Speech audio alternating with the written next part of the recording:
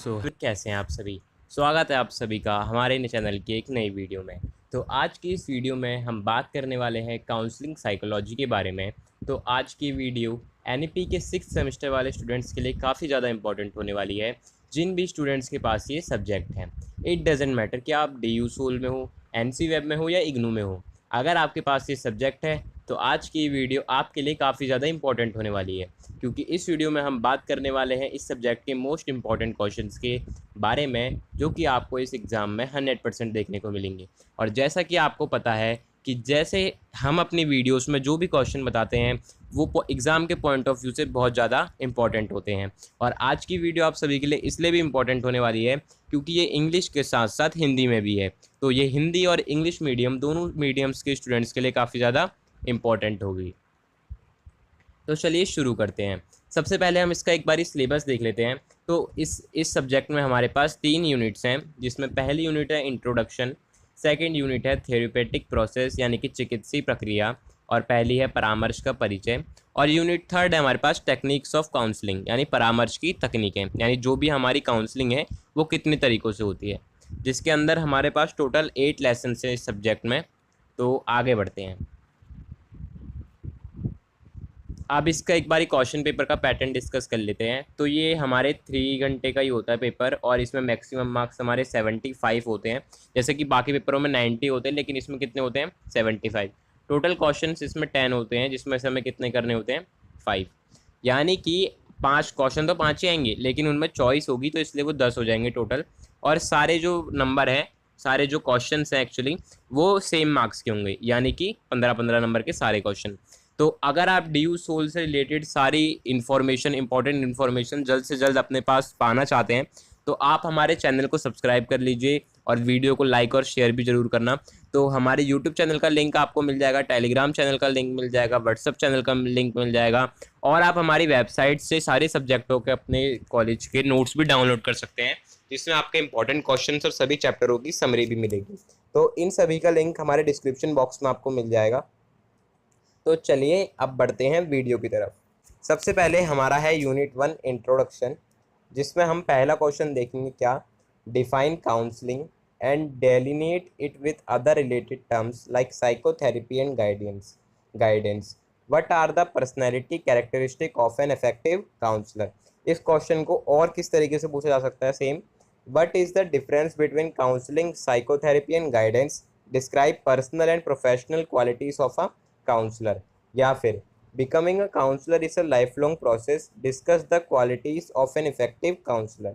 यानी कि जो परामर्श है उसे क्या करना है, सबसे पहले उसकी डेफिनेशन बतानी है, परिभाषित करना है, फिर उसे मनोचिकित्सा यानी कि साइकोथेरेपी और निर्देशन यानी कि गाइडेंस जैसे शब्दों से अलग स्पष्ट करना है कि वो उनसे कैसे अलग है, और एक प्रभावी परामर्शदाता के व्यक्तित्व की विशेषताएं क्या होती है। यानी कि एक जो काउंसलर है इफेक्टिव, उसकी पर्सनैलिटी ट्रेट्स क्या क्या होंगी, उसकी कैरेक्टरिस्टिक्स क्या क्या होंगी। या फिर इस क्वेश्चन को और कैसे पूछा जा सकता है, परामर्श, मनोचिकित्सा और निर्देशन में क्या अंतर है। एक परामर्शदाता के व्यक्तिगत और व्यावसायिक गुणों का वर्णन कीजिए। या फिर परामर्शदाता बनना एक आजीवन प्रक्रिया है, एक प्रभावी परामर्शदाता के गुणों पर चर्चा कीजिए। तो इसका आंसर हम कैसे लिखेंगे अपने एग्जाम में। तो सबसे पहले हम इस आंसर को करने से पहले क्या करेंगे, इंट्रोडक्शन देंगे सबसे पहले, किसका, काउंसलिंग का। काउंसलिंग के इंट्रोडक्शन में हमारे पास क्या आएगा, counselling is a helping process in which a trained counsellor helps a person understand and solve personal, emotional और सोशल प्रॉब्लम। यानी कि काउंसलिंग कैसी प्रोसेस है, एक प्रक्रिया है जिसमें एक प्रशिक्षित परामर्शदाता, कि एक ट्रेंड काउंसलर ही होगा, अनट्रेंड काउंसलर नहीं होगा, वो क्या करेगा, एक व्यक्ति को, किसी पर्सन को, उसकी पर्सनल, इमोशनल या सोशल जो प्रॉब्लम्स हैं उनको समझने में और उनको टैकल करने में, उन्हें हल करने में क्या करेगा, मदद करेगा।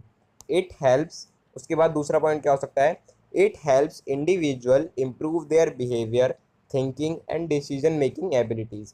अब जब वो काउंसलर के पास जाएगा, काउंसलर उसकी हेल्प करेगा, तो इससे जो पर्सन है, जो इंडिविजुअल है, उसे किस में हेल्प मिलेगी, उसे अपने बिहेवियर को इम्प्रूव करने में, अपनी थिंकिंग को इम्प्रूव करने में, या फिर अपनी डिसीजन मेकिंग जो एबिलिटीज़ है ना उनको इम्प्रूव करने में हेल्प मिलेगी बहुत ज़्यादा। उसके बाद हम थर्ड पॉइंट क्या लिख सकते हैं, counselling is based on trust, empathy and understanding. कि जो काउंसलिंग है ना वो किस पे बेस्ड होता है, ट्रस्ट, एम्पैथी और अंडरस्टैंडिंग। यानी कि विश्वास, सहानुभूति और समझ पर आधारित होता है। अगर इन तीनों में से कुछ भी मिसिंग है ना, तो काउंसलिंग बढ़िया नहीं हो सकती। यानी कि आपके काउंसलर पे और आप दोनों को एक दूसरे पे ट्रस्ट होना चाहिए कि जो आपका काउंसलर है वो आपकी बात किसी और को ना बताए, वो आपकी सिचुएशन में आपको एम्पैथी दिखाए और आपको सही से समझे। अब एम्पैथी और सिंपैथी में क्या अंतर होता है ना, कि जो सिंपैथी होती है वो हम दूसरे को देख के जो दया भावना हमें आती है ना, उसे कहते हैं सिंपैथी। लेकिन एम्पैथी जो होती है ना, वो उससे ज़्यादा अच्छी होती है। क्यों? क्योंकि एम्पैथी में क्या करते हैं हम, अब खुद को, मतलब जो काउंसलर है वो क्या करेगा, अगर वो एम्पैथी दिखा रहा है आपकी तरफ, तो वो आपको, मतलब आपके शूज़ में अपने आप को इमेजिन करेगा और फिर सोचेगा कि आपको कैसा लग रहा है। मतलब इससे बेटर अंडरस्टैंडिंग मिलती है कि सामने वाला किस सिचुएशन में है। ये तो हो गया हमारा इंट्रोडक्शन। उसके बाद हम करेंगे सेकंड पॉइंट में क्या, मीनिंग ऑफ काउंसलिंग, यानी परामर्श जो है ना, उसका अर्थ क्या होता है, काउंसलिंग का मतलब क्या होता है। तो counselling is a professional relationship between a counsellor and a kind client.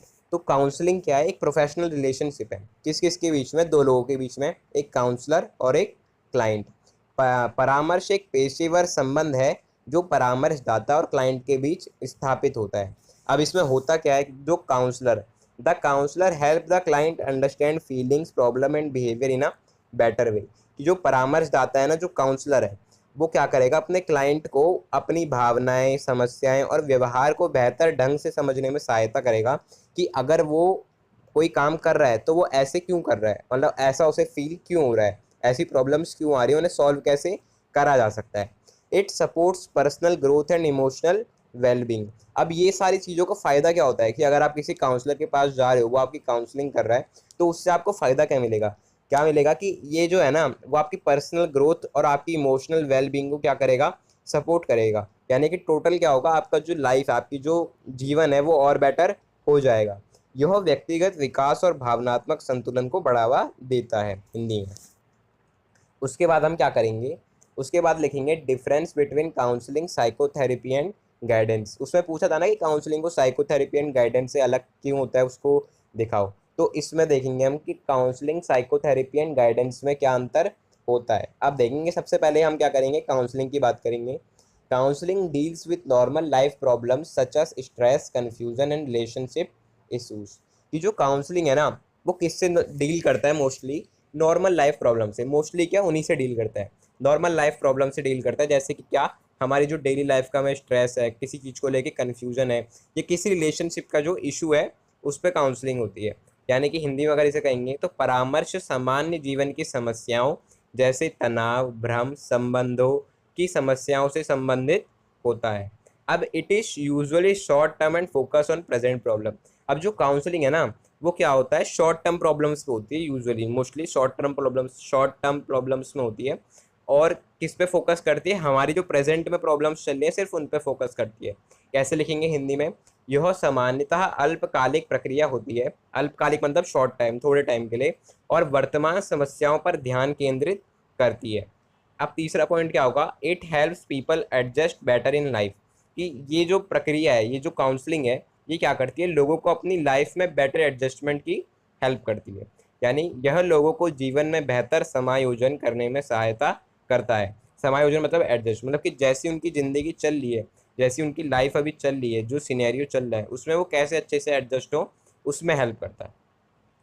वहीं जो दूसरे हैंड पे हमारे पास साइकोथेरेपी है, जिसे हिंदी में क्या कहते हैं, मनोचिकित्सा, यानी कि मन की चिकित्सा। तो इसे क्या कहेंगे, इसके बारे में क्या लिखेंगे, फिर हम पहला पॉइंट डेफिनेशन होगी जिसमें कि psychotherapy is used for serious emotional and mental disorder.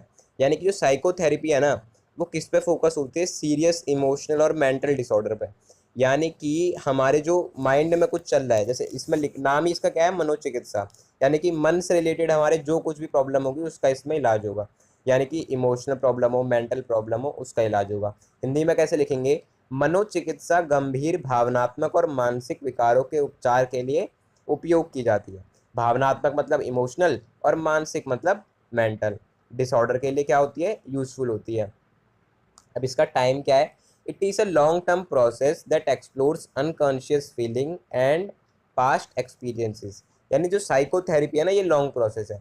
जैसे कि काउंसलिंग हमारी शॉर्ट टर्म प्रोसेस थी, जो तो जो साइकोथेरेपी है वो हमारी कैसी प्रोसेस है, लॉन्ग टर्म प्रोसेस है। और इसमें क्या एक्सप्लोर करते हैं हम, अपनी अनकॉन्शियस फीलिंग एक्सप्लोर करते हैं और जो कि हमारे पास्ट एक्सपीरियंस से रिलेटेड हो, या फिर पास्ट एक्सपीरियंस का हम पे कुछ इफेक्ट पड़ा हो हमारे माइंड पे, जिससे कि अनकॉन्शियस फीलिंग डेवलप हुई हो, उन पे काम करते हैं। हिंदी में कैसे लिखेंगे? यह एक दीर्घकालिक प्रक्रिया है जो अचेतन भावनाओं और पिछले अनुभवों को समझने का प्रयास करती हैं। अब देखो तीसरा पॉइंट इसमें क्या होगा? Special therapeutic techniques are used in psychotherapy. यानी जो साइकोथेरेपी होती है ना, उसमें स्पेशल कुछ टेक्निक्स होती हैं, थेरेप्यूटिक टेक्निक्स, जिससे कि वो थेरेपी करी जाती है। यानी कि हिंदी में इसमें कैसे लिखेंगे? इसमें विशेष उपचारात्मक तकनीकों का उपयोग किया जाता है। जो साइकोथेरेपी होती है ना, उसमें स्पेशल कैसे टेक्निक्स यूज़ की जाती हैं? Therapeutic techniques. इसे हिंदी में कैसे लिखेंगे? इसमें विशेष उपचारात्मक तकनीकों का उपयोग किया जाता है। जैसे कि उसमें दिखाते हैं ना फिल्मों में, कि वो बैठा होता है आदमी, इसे चेयर में बिठाते हैं, उसके आगे ऐसे एक सिक्का हिलाते हैं या फिर वॉच हिलाते हैं और उससे कहते हैं तुम सिर्फ मेरी बातों पे ध्यान दो, इसे देखते रहो, तुम्हें नींद आ रही है। वो सब जो होता है वो किस में होता है? साइकोथेरेपी में होता है। उसके बाद आता है हमारे पास गाइडेंस। अब देखो, गाइडेंस मीन्स गिविंग एडवाइस और सजेशंस फॉर सॉल्विंग एजुकेशनल और करियर प्रॉब्लम्स। यानी कि जो गाइडेंस होती है ना, वो कैसी होती है? वो होती है एक एडवाइस। वो एडवाइस या फिर क्या होता है? सजेशंस। किन प्रॉब्लम्स के लिए? एजुकेशनल या कैरियर प्रॉब्लम्स के लिए होता है। ठीक है, हिंदी में कैसे लिखेंगे इसे? कि निर्देशन का अर्थ शैक्षिक या व्यावसायिक समस्याओं के समाधान के लिए सलाह या सुझाव देना है। सेकंड पॉइंट इसमें क्या होगा? It is more directive in nature. यानी कि ये हमें बस एक डायरेक्शन देता है, उस पर जाना या ना जाना किसकी मर्जी है? हमारी मर्जी है। इसका स्वरूप अधिक निर्देशात्मक होता है। यानी कि ये सिर्फ हमें निर्देश दिए जाते हैं, उन पर अमल करना है या नहीं करना है ये किसकी जिम्मेदारी है? हमारी। अब इसका थर्ड पॉइंट क्या है? कि guidance does not deeply focus on emotions and personality issues. यानी कि जो गाइडेंस है ना, ये किस पे फोकस नहीं करती? पर्सनैलिटी या इमोशनल इश्यूज पे। यानी कि हमारे इमोशनल हमारे साथ क्या चल रहा है, या फिर हमारी पर्सनैलिटी में क्या इशू आ रहे हैं, इस पर इसका कुछ काम नहीं होता। इससे इसका रिलेशन कुछ नहीं है। इसका रिलेशन किससे है? एजुकेशनल या कैरियर प्रॉब्लम्स जो आ रही है ना हमारे पास, उनको सॉल्व करने के लिए एडवाइस या सजेशन होती है गाइडेंस। ठीक है, तो ये हो गए इन तीनों का एक तरीके से अंतर। अब देखो शॉर्ट में क्या है हमारे पास, कि काउंसलिंग सामान्य जीवन की समस्याओं के समाधान में मदद करती है, साइकोथेरेपी मानसिक विकारों के उपचार पर केंद्रित होती है, और गाइडेंस शैक्षिक या व्यावसायिक समस्याओं के लिए सलाह प्रदान करती है। यानी कि काउंसलिंग कैसी है? कि डेली लाइफ में, नॉर्मल लाइफ में जो हमारे पास प्रॉब्लम्स हैं उनके समाधान, उनके सॉल्यूशन देती है। साइकोथेरेपी जो है वो किसके सॉल्यूशन देती है? हमें मेंटल डिसऑर्डर्स या इमोशनल डिसऑर्डर्स के। और जो गाइडेंस होती है वो कैरियर या एजुकेशनल प्रॉब्लम्स के सॉल्यूशन नहीं देती, वो देती है एडवाइस या फिर सजेशंस देती है, सलाह देती है। बाद जो हम अगला पॉइंट लिखेंगे वो होगा कि becoming a counsellor is a life long process. कि कैसे एक काउंसलर बनना हमारे लिए लाइफ लॉन्ग प्रोसेस है, कि कैसे एक परामर्शदाता बनना एक आजीवन प्रक्रिया है जो पूरी लाइफ चल रही है। कैसे? A counsellor continuously learns through education, training and experience. अब जैसे आप काउंसलर हैं तो आपके पास हमेशा नए नए लोग आएंगे, नई नई आपको उनसे एक्सपीरियंस मिलेगा। तो इसका मतलब है कि जब सामने नया आदमी होगा, उसकी कुछ नई प्रॉब्लम्स होंगी, कुछ नया एक्सपीरियंस होगा, तो आप कुछ उससे नया सीखोगे। तो यही है कि मतलब नया सीखोगे तो आपको पूरी लाइफ लॉन्ग, जो आपकी जो पूरी लाइफ है उसमें सीखने के लिए रेडी रहना है। आपको किसी भी व्यक्ति से कुछ भी सीखने को मिल सकता है। तो वही है कि एक परामर्शदाता शिक्षा, प्रशिक्षण और अनुभव के माध्यम से लगातार सीखता रहता है। उसके बाद सेकंड पॉइंट है, human behaviour and social problems change with time, so counsellor must improve their knowledge and skills regularly. अब क्या है कि हर व्यक्ति के जीवन में ना, मतलब कि ऐसा है कि टाइम के साथ साथ एक पर्सन की जो उसकी लाइफ में प्रॉब्लम्स आती हैं वो भी चेंज होती रहती है। तो इसीलिए जो काउंसलर होते हैं उन्हें अपनी नॉलेज और स्किल्स को रेगुलरली इम्प्रूव करना पड़ता है। जैसे जो प्रॉब्लम आज के टाइम पे ह्यूमंस को हो रही है, आज से 10 साल या 20 साल बाद वो प्रॉब्लम्स नहीं होंगी, वो प्रॉब्लम्स चेंज हो चुकी होंगी, कुछ नई प्रॉब्लम्स आ गई होंगी मार्केट में या फिर लोगों के जीवन में। तो फिर उससे रिलेटेड उनको सोल्यूशन देने पड़ेंगे, तो इसलिए उन्हें अपनी नॉलेज और स्किल्स को रेगुलरली इम्प्रूव करना पड़ेगा। अब इसे हिंदी में कैसे लिखेंगे? मानव व्यवहार और सामाजिक समस्याएं समय के साथ बदलती रहती हैं, इसलिए परामर्शदाताओं को अपने ज्ञान और कौशल में निरंतर सुधार करना पड़ता है। Therefore becoming an effective counsellor is a life long learning process. इसीलिए क्या है कि एक परामर्शदाता अगर आपको बनना है, प्रभावी परामर्शदाता, तो आपको लाइफ लॉन्ग मतलब आजीवन सीखना पड़ेगा।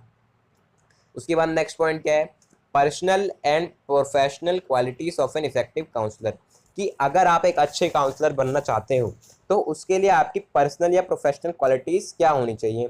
तो हिंदी में कैसे लिखेंगे, एक प्रभावी परामर्शदाता के व्यक्तिगत और व्यवसायिक गुण। अब सबसे पहला गुण क्या होना चाहिए, उसमें सबसे पहली क्वालिटी क्या होनी चाहिए, इम्पैथी। इम्पैथी मतलब सहानुभूति। अब मैंने आपको बताया था अभी थोड़ी देर पहले इम्पैथी क्या होती है, एक बार फिर बता लेते हैं। Empathy means understanding the clients feeling from their point of view. मतलब जैसा कि मैंने बताया था कि आप अपने क्लाइंट के शूज में खुद को इमेजिन करते हैं कि उसे इस टाइम कैसा फील हो रहा है, उसे कैसी भावनाएं उसके मन में आ रही हैं, कैसा उसे फील हो रहा है। हिंदी में कैसे लिखेंगे, सहानुभूति का अर्थ है क्लाइंट की भावनाओं को उसके दृष्टिकोण से समझना। अब इंग्लिश में, अब नेक्स्ट पॉइंट इसमें क्या होगा, it helps the client feel understood and supported. अब अगर आप में इम्पैथी होगी, अगर आप सामने वाले के शूज़ में खुद को इमेजिन करेंगे, उसके पॉइंट ऑफ व्यू से सोचेंगे, तो क्लाइंट को क्या लगेगा कि आप उसे समझ पा रहे हैं और आप उसे सपोर्ट कर रहे हैं। इससे क्लाइंट स्वयं को समझा और समर्थित महसूस करता है। अब इससे होता क्या है, this quality build trust in counselling. अब जब अगर सामने वाले को लगेगा कि आप उसे समझने की कोशिश कर रहे हो, उसे सपोर्ट कर रहे हो, तो वो आप पे ट्रस्ट करेगा। वो आप पे ट्रस्ट करेगा तो अपनी प्रॉब्लम्स आपको और अच्छे से बता पाएगा। यानी कि यह गुण परामर्श में विश्वास विकसित करता है। ये तो हो गई पहली क्वालिटी, पहला गुण। अब दूसरी क्वालिटी क्या होगी, गुड लिसनिंग स्किल्स, अच्छी सुनने की क्षमता। अब इंग्लिश पहला पॉइंट क्या होगा इसका, a good counsellor listens carefully without interrupting और जजिंग द क्लाइंट। कि ये जो अच्छा काउंसलर होगा ना, वो हमेशा सामने वाले की बात कैसे सुनेगा, एकदम ध्यान से सुनेगा, बिना उसे बीच में रोके टोके, और या फिर उसे जज भी नहीं करेगा, उसे कुछ जज नहीं करेगा, मतलब सामने अपने क्लाइंट को। यानी हिंदी में कैसे लिखेंगे कि एक अच्छा परामर्शदाता बिना बीच में टोके या निर्णय दिए ध्यानपूर्वक सुनता है। मतलब पहले सामने वाले की बात को खत्म होने देगा, उसके बाद ही उससे कुछ पूछेगा या उससे कुछ बोलेगा। ऐसा नहीं कि उसने थोड़ा सा बताया उसी में टोक दिया कि अच्छा ऐसा हुआ तो ऐसा क्यों नहीं हुआ, ऐसा क्यों नहीं करा। उसे पूरे मतलब उसे जज नहीं करेगा कि तुमने ऐसा करा तो तुमने गलत करा, अब जो हो गया तो हो गया, तुम्हें उसको सुधारना है। उसके बाद सेकंड पॉइंट होगा, listening helps in understanding the clients real problems. यानी कि अगर आप सामने वाले की बात सुनोगे ना, तो आप उसकी जो रियल प्रॉब्लम है, जो प्रॉब्लम वो सोच रहा है उसकी प्रॉब्लम है वो नहीं, जो उसकी रियल प्रॉब्लम है ना, उसे समझ पाओगे। क्योंकि ऐसा होता है ना, किसी किसी के जीवन में ऐसा क्या होता है, किसी किसी की लाइफ में उनके सामने जो प्रॉब्लम है वो उन्हें दिख नहीं रही, वो किसी और चीज़ को अपनी प्रॉब्लम समझते हैं। तो अगर आप उनकी बात को ध्यान से सुनोगे ना, तो आप समझ पाओगे कि रियलिटी में प्रॉब्लम है कहाँ पे। तो उसके बाद थर्ड पॉइंट क्या लिखेंगे, it also makes the client feel respected. अब क्या, अगर आप सामने वाले की बात एकदम ध्यान से सुनोगे, प्यार से सुनोगे ना, तो सामने वाले को भी लगेगा कि जी हाँ, ये मेरी बात सुनना चाहता है, ये मेरी रिस्पेक्ट कर रहा है, तो मैं इसे सही से बताऊँ, मैं भी इससे सही से बात करूँ। तो क्या होगा, इससे क्लाइंट स्वयं को सम्मानित महसूस करता है। चलिए अब आगे बढ़ते हैं, अगला पॉइंट क्या होगा। अगली जो क्वालिटी है काउंसलर की, अगला जो गुण है काउंसलर का, वो है पेशेंस, धैर्य। क्यों धैर्य की क्या जरूरत है, अब देखो, आप किसी काउंसलर के पास गए, अब आप जाते ही तो सब कुछ उसे बता नहीं दोगे कि जी मेरी लाइफ में ये प्रॉब्लम चल रही है, ये प्रॉब्लम चल रही है, अब मेरे को सॉल्यूशन बताओ। अब जो काउंसलर है ना, उसे थोड़ा सा पेशेंस रखना पड़ता है, क्योंकि जो क्लाइंट्स आते हैं ना, वो अपनी प्रॉब्लम्स को बताने में, अपनी फीलिंग्स को एक्सप्रेस करने में ना थोड़ा टाइम लेंगे। क्योंकि आप ऐसे ही तो है ही नहीं कि जाते ही किसी के भी सामने अपनी सारी प्रॉब्लम्स बता दोगे, आपको भी तो थोड़ी मतलब टाइम तो लगेगा ना किसी के सामने फ्रीली अपने आप को एक्सप्रेस करने में। तो वही बात है, इसीलिए पेशेंस होना चाहिए काउंसलर में। क्लाइंट को अपनी भावनाएं और समस्याएं व्यक्त करने में समय लग सकता है। सेकंड पॉइंट क्या होगा, a counsellor should remain calm and patient during counselling sessions. आप सामने से तुम्हारा काउंसलर अगर तुम्हें कुछ सुना रहा है ना, तो तुम्हें उसे एकदम पेशेंस से सुनना पड़ेगा, धैर्य से सुनना पड़ेगा, शांत रह के सुनना पड़ेगा। ऐसा नहीं कि वो कुछ बोल रहा है तुम सामने से बीच में ही बोलने लग गए, ऐसा नहीं, तुम्हें धैर्य से उसकी पूरी बात सुननी पड़ेगी, पेशेंस से। क्या क्या लिखेंगे, परामर्शदाता को परामर्श सत्र के दौरान शांत और धैर्यवान रहना चाहिए। अब देखो, थर्ड पॉइंट क्या होगा, patience create a comfortable environment for the client. अब अगर तुम दिखाओगे जल्दीबाजी, तो सामने वाले को क्या लगेगा, जी ये तो मेरी बात सुनना ही नहीं चाहता, अपने में ही लगा पड़ा है, इसे ज़्यादा जल्दी है जाने के यहाँ से, तो वो भी आपसे उतना मतलब कंफर्टेबल नहीं हो पाएगा। अब अगर आप पेशेंस से उसकी बात सुन रहे हो, उसकी प्रॉब्लम सुन रहे हो, समझ रहे हो, तो सामने वाले को क्या लगेगा, जी हाँ ये बंदा मेरी बात सुनना चाहता है। तो वो क्या करेगा, एक कंफर्टेबल इन्वायरमेंट देगा आपके क्लाइंट को। कैसे लिखेंगे, धैर्य क्लाइंट के लिए आरामदायक वातावरण बनाता है। ये हो गया हमारा तीसरा गुण। उसके बाद चौथा गुण क्या होगा, कॉन्फिडेंशियलिटी, यानी कि गोपनीयता। अब इसमें क्या होगा, a counsellor must keep the client's personal information private, कि अब अगर कोई आपके पास आया और आपको उसने अपनी प्रॉब्लम बताई, तो आपको उसकी प्रॉब्लम्स को अपने तक ही रखना है। ये नहीं कि जो उसने आपकी प्रॉब्लम बताई अब आप गए अपने दोस्तों से मिलने, उसे जाके बता रहे हो, मतलब मजाक उड़ा रहे हो उसका, कि एक आया आदमी ऐसे ऐसे बोल रहा, बताओ उसकी ज़िंदगी में क्या चल रहा है, कुछ नहीं आता उसे, ये वो, ऐसे नहीं होगा। आप क्या करोगे, उसकी जो भी इंफॉर्मेशन है कुछ भी किसी और को नहीं बताओगे।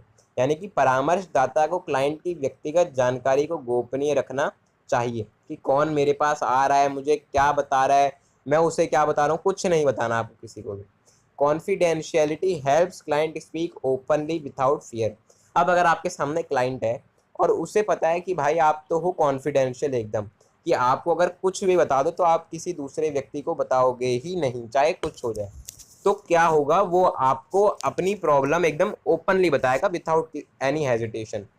तो ये फ़ायदा मिलता है कि गोपनीयता क्लाइंट को बिना डर के खुलकर बात करने में सहायता करती है।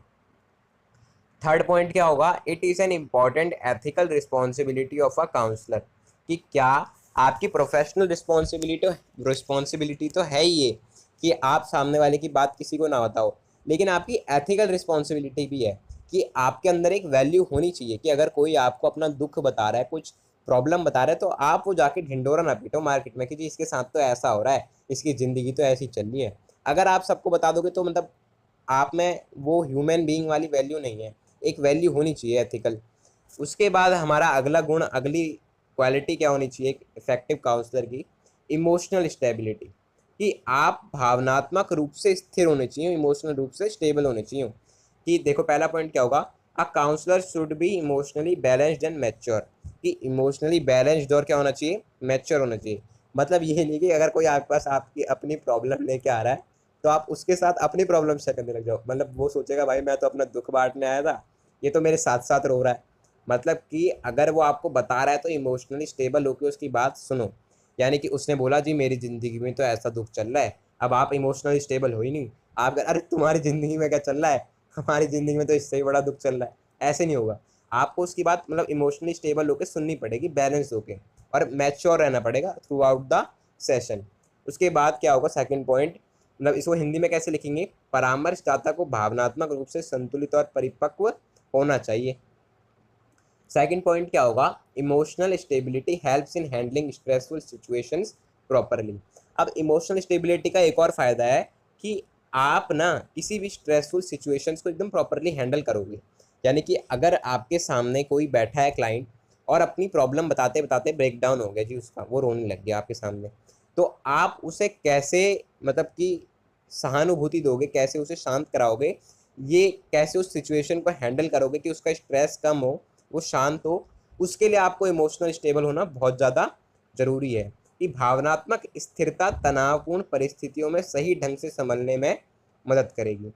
अब थर्ड पॉइंट क्या होगा, it also improves professional effectiveness. अब अगर आप इमोशनली स्टेबल हो, किसी भी स्ट्रेसफुल सिचुएशन को प्रॉपरली हैंडल कर रहे हो ना, तो आपकी प्रोफेशनल जो एक आपकी जो इमेज होगी, प्रोफेशनल इमेज, वो अच्छी बनेगी, वो इम्प्रूव होएगी टाइम के साथ।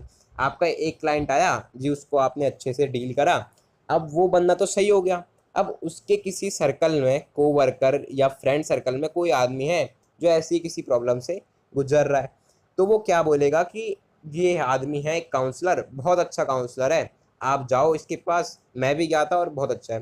तो आपकी जो प्रोफेशनल इमेज है, प्रोफेशनल इफेक्टिवनेस है ना, वो भी बढ़ेगी इससे। अब अगला पॉइंट क्या होगा, कम्युनिकेशनल स्किल, यानी कि संचार कौशल, आपकी मतलब जो बात करने की स्किल होती है। अब counsellor should communicate clearly and respectfully, यानी कि अब आप एक काउंसलर हो ना, तो आपको अपने क्लाइंट के साथ कैसे कम्युनिकेट करना है, एकदम रिस्पेक्टफुली और एकदम क्लियरली। यानी कि आपने क्लाइंट के साथ रिस्पेक्टफुली आपको बात करनी है, कि उसे ऐसा ना लगे कि ये मेरी डिसरिस्पेक्ट कर रहा है। आपने उसकी बात सुनी, अब उसे रिस्पेक्टफुल वे में उसको समझाओ कि कहाँ पे क्या करना है उसे, और एकदम क्लियरली बताना होता है। ये नहीं कि तुम उसे दो बातें बोल रहे हो वो कंफ्यूज हो गया, जो बोल रहे हो क्लियर बोलो उसको। यानी कि हिंदी में कैसे बोलेंगे कि परामर्शदाता को स्पष्ट और सम्मान पूर्वक संवाद करना चाहिए। अब पॉइंट क्या होगा इसका, good communication helps clients express themselves freely. यानी कि एक जो गुड कम्युनिकेशन स्किल है ना हमारी, वो हमें अपने क्लाइंट्स को, अगर हम किसी से अच्छे से बात कर रहे हैं तो हमारा जो क्लाइंट है ना, वो भी अपने आप को अच्छे से एक्सप्रेस करेगा हमारे सामने। यानी कि एक अच्छा संचार क्लाइंट को खुलकर अपनी बात व्यक्त करने में सहायता करता है। यानी कि हम उसे पहले क्या करेंगे, अपने कम्युनिकेशन स्किल्स के द्वारा अपने साथ थोड़ा सा कंफर्टेबल फील कराएंगे ताकि वो अपनी बात को हमें बता सके अच्छे से। थर्ड पॉइंट क्या होगा, it also strengthens the counselling relationship. यानी कि अगर हम अच्छे से बात करेंगे, एकदम रैपो अच्छी बनाएंगे अपने क्लाइंट के साथ अपनी, तो हमारी जो काउंसलिंग जो रिलेशनशिप है ना, वो भी स्ट्रेंथन होगी। यानी कि वो कुछ भी प्रॉब्लम होगी हमें तो खुल के बताने में हिचकिचाएगा नहीं बिल्कुल भी। तो हिंदी में इसे कैसे लिखेंगे कि इससे परामर्श संबंध क्या होता है, मजबूत होता है। देखिए अगला पॉइंट क्या लिखेंगे अब हम, नॉन जजमेंटल एटीट्यूड, निष्पक्ष दृष्टिकोण। यानी कि जो हमारा एटीट्यूड होना चाहिए ना अपने क्लाइंट को लेके, वो नॉन जजमेंटल होना चाहिए, जजमेंटल नहीं होना चाहिए कि हमें उन्हें जज नहीं करना, हमें उन्हें क्रिटिसाइज नहीं करना। सेकंड पॉइंट क्या होगा इसका, every client should feel accepted and respected. यानी कि आपको जो क्लाइंट है ना, उसे ये फील होना चाहिए कि आप उसे रिस्पेक्ट कर रहे हो या और आप उसे एक्सेप्ट कर रहे हो, ना कि आप उसे क्रिटिसाइज या जज कर रहे हो। यानी कि प्रत्येक क्लाइंट को यह स्वीकार और सम्मानित महसूस होना चाहिए। थर्ड पॉइंट क्या होगा इसका, this encourages honest sharing of feelings and experience. यानी कि अगर आप उसे जज नहीं कर रहे ना, तो वो भी आपको अपनी फीलिंग्स अपने एक्सपीरियंस को शेयर करने में हिचकिचाएगा नहीं, एकदम सही सही जो है वो बता देगा जी। ये पॉइंट भी हो गया। अब अगला पॉइंट क्या है हमारा, सेल्फ अवेयरनेस, यानी कि आत्म जागरूकता। यानी आप उन्हें तो बता रहे हो अपने आप से अवेयर, लेकिन आप अपने आप से ही अवेयर नहीं हो, आपको अपनी ही स्ट्रेंथ या वीकनेस नहीं पता। अब देखो इसमें क्या होगा, a counsellor should understand his her own strength and weakness. यानी कि जो भी आदमी या औरत क्लाइंट है, उसे अपनी स्ट्रेंथ और अपनी वीकनेस, अपनी उनकी जो शक्तियाँ या उनकी जो कमजोरियाँ हैं उसके बारे में पता होना चाहिए, और उसने उसे एक्सेप्ट करा होना चाहिए कि जी है, कमी तो है, अब मैं इसे सुधार सकता हूँ, इस पर रो नहीं सकता, और ये मेरी स्ट्रेंथ है तो है।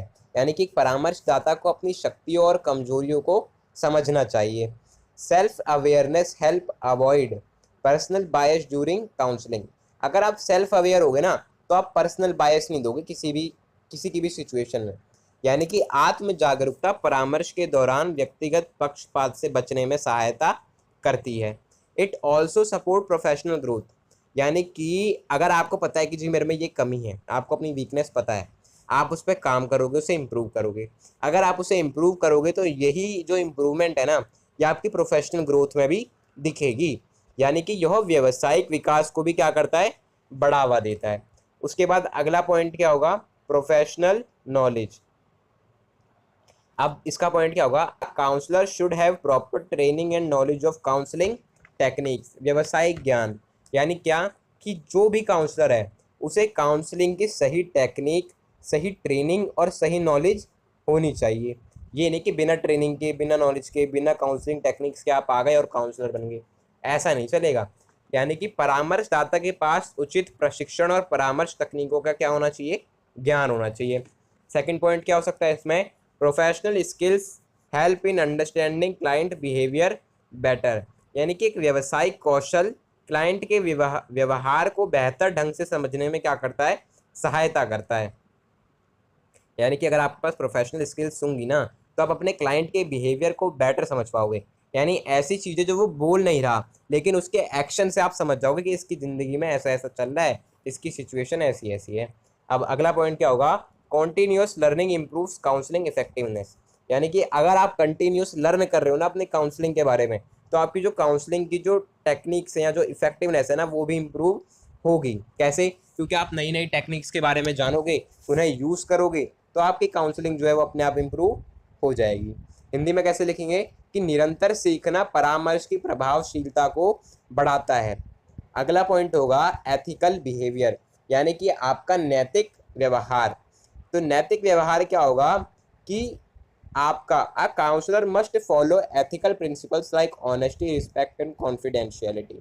यानी कि काउंसलर जो है ना, उसमें कुछ एथिकल प्रिंसिपल्स होने चाहिए, जैसे कि ईमानदारी, रिस्पेक्ट, ऑनेस्टी, रिस्पेक्ट मतलब कि सम्मान होना चाहिए सामने वाले का, क्लाइंट का, ईमानदारी होनी चाहिए उसके साथ, और गोपनीयता यानी उसकी बात किसी तीसरे को जाके नहीं बतानी, ये होना चाहिए।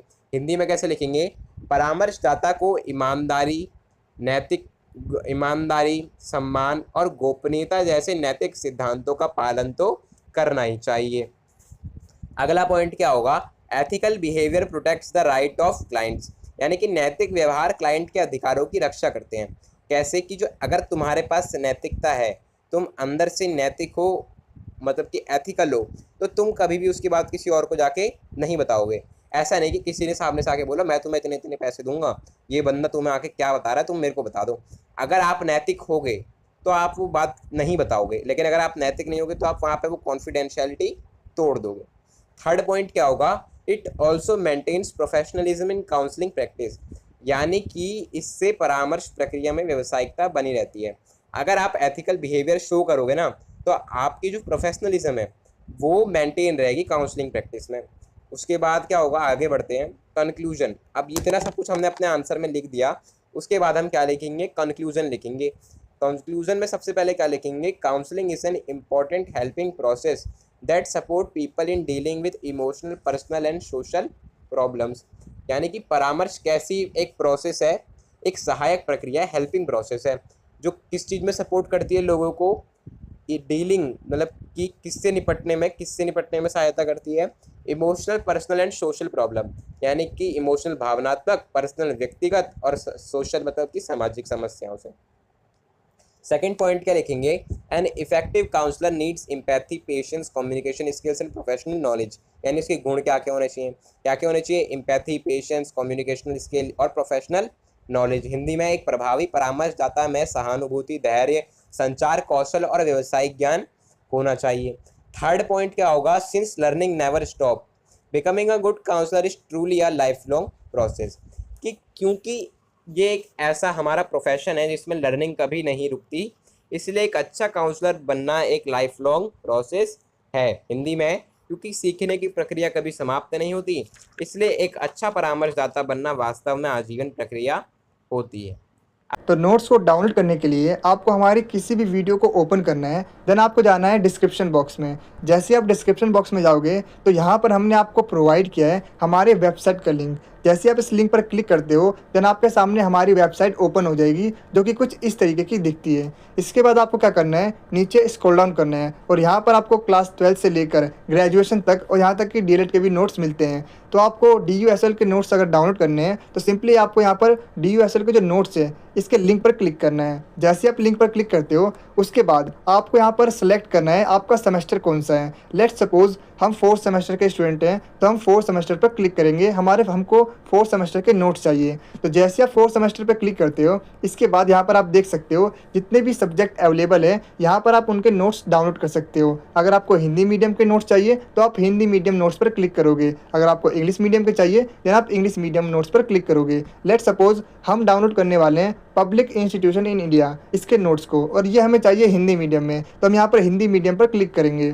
तो यहाँ पर आप जैसे लिंक पर क्लिक करते हो तो आपके सामने एक पेमेंट पेज ओपन हो जाएगा कुछ इस तरीके का। इसके बाद आपको यहाँ पर क्या करना है? पे एंड डाउनलोड वाले बटन पर क्लिक करना है। और जैसा कि आप देख सकते हो जो प्राइस है वो काफ़ी ज़्यादा रीज़नेबल है। अगर आप कंपेयर करो अदर यूट्यूबर्स के मुकाबले, तो उनके जो नोट्स होते हैं वो 200 से 300 के होते हैं, लेकिन वही हम आपको ओनली 49 रुपीज़ में ये नोट्स प्रोवाइड कर रहे हैं। और मैं आपको बताना चाहूँगा कि ये जो नोट्स हैं इसके अंदर जितने भी क्वेश्चंस हैं वो अभी तक आपके एग्ज़ाम में अलग अलग ईयर में अलग अलग तरीके से पूछे गए हैं। वो सारे के सारे क्वेश्चंस इसके अंदर आपको मिलने वाले हैं, और इसके जो आंसर्स हैं वो टू द पॉइंट है। अगर आप इन आंसर्स को अपने एग्ज़ाम में लिख कर आते हो तो आप डेफिनेटली अपने एग्ज़ाम में अच्छा स्कोर कर पाओगे।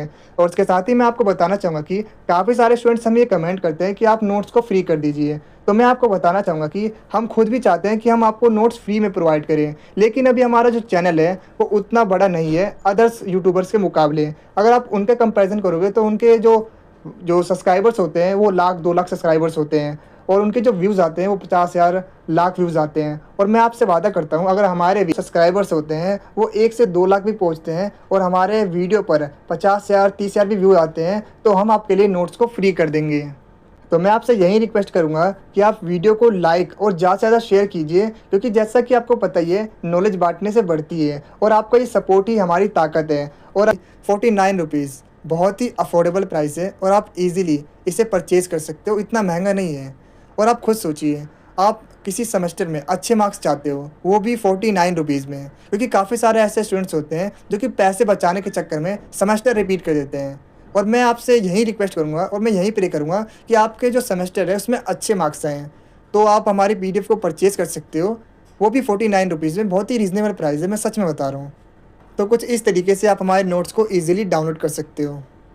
अब सेकंड जो हमारा क्वेश्चन है वो है परामर्श के अर्थ और उद्देश्यों पर चर्चा कीजिए, परामर्श की नैतिकता को स्पष्ट कीजिए। यानी कि जो हमारे काउंसलिंग है उसके गोल्स क्या हैं, उसकी मीनिंग क्या है और उसके एथिक्स क्या हैं। अब इसी क्वेश्चन को दूसरे में कैसे पूछा जा सकता है, दूसरे तरीके से, परामर्श में व्यवसायिक नैतिक सहाय संहिताओं की व्याख्या कीजिए। यानी कि जो काउंसलिंग में प्रोफेशनल कोड है ना एथिक्स के, उनको एक्सप्लेन करना है। अब इस क्वेश्चन का आंसर करते हैं। इस क्वेश्चन का आंसर आपको मिलेगा हमारे पीडीएफ नोट्स में, जिन नोट्स की लिंक आपको कहाँ मिली है, डिस्क्रिप्शन बॉक्स में।